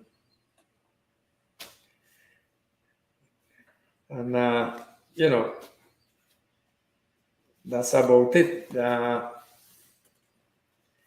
We still involved with, let me tell you, I still coach. Right now, I joined with Dennis Brown, the president of the federation, who try his best to keep baseball going in St. Croix. Yeah. And we have to accept that, because that's what he is. The Ingo is for St. Croix and it's for the kids. And Right now, I coach. I'm the pitching coach and the trainer with Kenny Jackson and a guy from St. Thomas named Quaro. And we trying to keep the Virgin Islands on the map. They give us a chance to be in these Caribbean games, and we accept the chance, Yeah. the opportunity, and we try to be there. We try our best with what we got, because it was an opportunity given to us, and we have to take it to at least let them know that the VI is here. Very true. And that's the next thing I did. When I was in Inter-American, they don't teach you boxing in Inter-American. And very few of the physical and health educators had boxing in school. I took the opportunity, and when I finished school, I used to go to a gym in Rio Piedras, near the La Tree building. And there, with a guy named Nick Acosta, I learned to train boxers, and I learned to massage. Understand? He was the trainer or the massage guy for the Santurce Crabbers. And he taught me that extra thing that I needed, that I know I wasn't having in Inter-American. So I went to him, and that's where I learned to train. Then when I reached home, I trained a guy named K.O. Kid, Clark Samuel, one of the best human beings I've met. Wow. Very humble guy. That's big. Very nice guy. His wife, Kathleen, very good person. And they abused him in Puerto Rico. I was there, and a guy came, and he looking for K.O. Kid because K.O. Kid had called him to get a fight in Puerto Rico. Yeah. And somebody come and say, hey, look, I got a guy here looking for K.O. Kid. He used to, Rene Aponte used to run the boxing in Puerto Rico. And they said, go down there to Machin, and he might help you who this guy was. So he contacted me, and we went around. We find K.O. Kid inside a cistern at 1 o'clock in the afternoon, without shot, tying steel. Wow. And I said, what? That's crazy. I said, K.O., this guy looking for you. He said, this is Friday, Thursday. He said, you got to fight Saturday in Puerto Rico against Angel Cholo Espada, who was getting ready to fight for championship. Wow. So he said, yeah, I go. I talked to them about that. I said, but you training? He said, well, I running and I walk in here. They took him to Puerto Rico. I didn't go. So he went to Puerto Rico. And when he reached over there, they make him lose 5 pounds to make the weight. Wow. And K.O. went 10 rounds with this guy, 10 rounds and lose by decision. And this guy was in about a year after he was the champion of Puerto Rico in that weight. So when I saw that, I said, this ain't going to happen again. Yeah, that's true. So I going to make sure I deal with the guys, and I going to take them to Puerto Rico, and I going to go to the weigh-in. And that's how I get into boxing. And then Bob Owens was running the boys club, and Sugar Ray Seals was doing the boxing training with the kids in the boys club. But Ray had to leave. Sugar Ray had to leave. So somebody told Bob Owens that I could do the job. So I worked that's the next thing I did. I worked with the boys club for about 6 months, training the kids at the boys club. And then with K.O., I took Louis Rosario, I took Pica, Joe Asca. I took a whole bunch of boxers to Puerto Rico after that, because and I didn't get a cent for it, I just did this. It was on the weekend. They give me the ticket, and I got with them just to make sure that these guys won't abuse the way they abuse K.O. Kid. Yeah, you yeah, know. that's true. You did it from your heart. Then I trained KO Kid and fought twice in St. Croix. I trained him for 2 fights against Papo Martinez. I remember one was in Paragon and then the other one was in the drive-in. Remember, Papo, KO got cut in the first round. And I had a medicine I get from Puerto Rico for the cut. And I took him from that first round till the 10th with that cut. Wow, Papa win the 2 fights, win them fair. You appointed KO, you know. it's impressive. You know, but I did I paid my dues, man. Yeah, man, you definitely pay your dues, man. You definitely pay your dues. And this was amazing, man. A lot of history, man. I definitely learned a lot, and I'm definitely grateful. I'm so grateful for you coming on the show and definitely spreading so much knowledge, sharing your story and everything, man. You know, You definitely shout know, out. Go ahead. one of the best feeling I got was we were coming from Santo Domingo to Puerto Rico. And Coach Jackson and I were in Puerto Rico sitting at the airport, and we had a kid named Henley. He had locks, young kid, 17, 18. I spoke to him, he was catching, I tell him what to do, come in, do this, do that. When we got to Puerto Rico, he sit next to Coach Jackson and me. And he asked Coach Jackson, Coach, who you sign with? And Coach Jackson tell him, I signed with Brewers. I signed with Brewers. Well, then he turned to me and said, Coach Encarnacion, who you sign with? I said, me? I play a lot of yard ball. He said, you kidding? I said, but I just read and I just watch MLB. If you want to improve in coaching baseball, watch MLB. Harold Reynolds and all those guys that will be in MLB, they don't teach you the latest things. That's true. Yeah, So look at them, that's true. get in what they're doing, and then take it to the kids. You understand?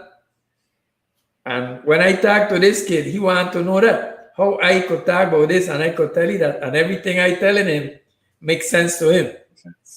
You know? Yeah. In catching, the closer you could get to the plate, catching, without getting hit, is the best thing you could do for a pitcher. Number one, you could lift up the low balls them and get them to the umpire. See here? Yeah. You understand? Number two, your throw gonna be shorter to second base. Second base, yeah. That's true. Yeah. You get me? Yeah, you cover more time, yeah. And high balls, you let high ball come to you. You don't catch high ball in front. Catch it deep. You catch it deep. Yeah. Yeah. You might get a call because that's what the umpire seeing. They're there in the up here. No, that's true. That's You true. know? Yeah, that's true. So, Machin, we're gonna have to wrap this up. We're gonna have to wrap this up, man. It was a pleasure being here with you.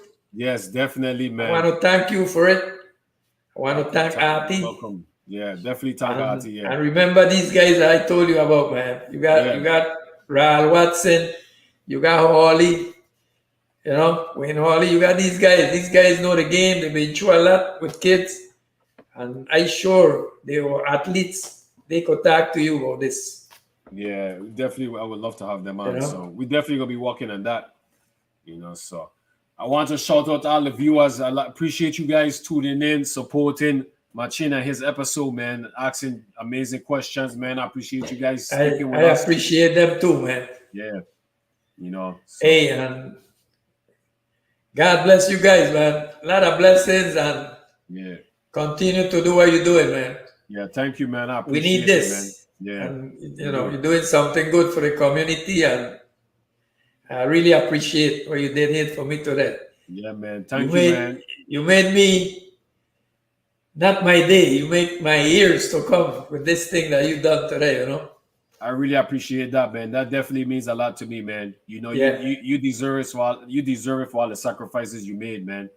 Yeah, you know, So I definitely And appreciate like that. That I means tell a you, lot. all the people that coach the league, Coach Chiran, you have to, they need to be recognized, man.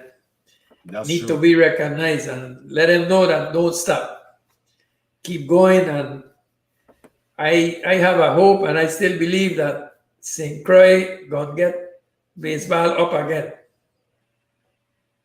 Yeah, definitely, man. You know?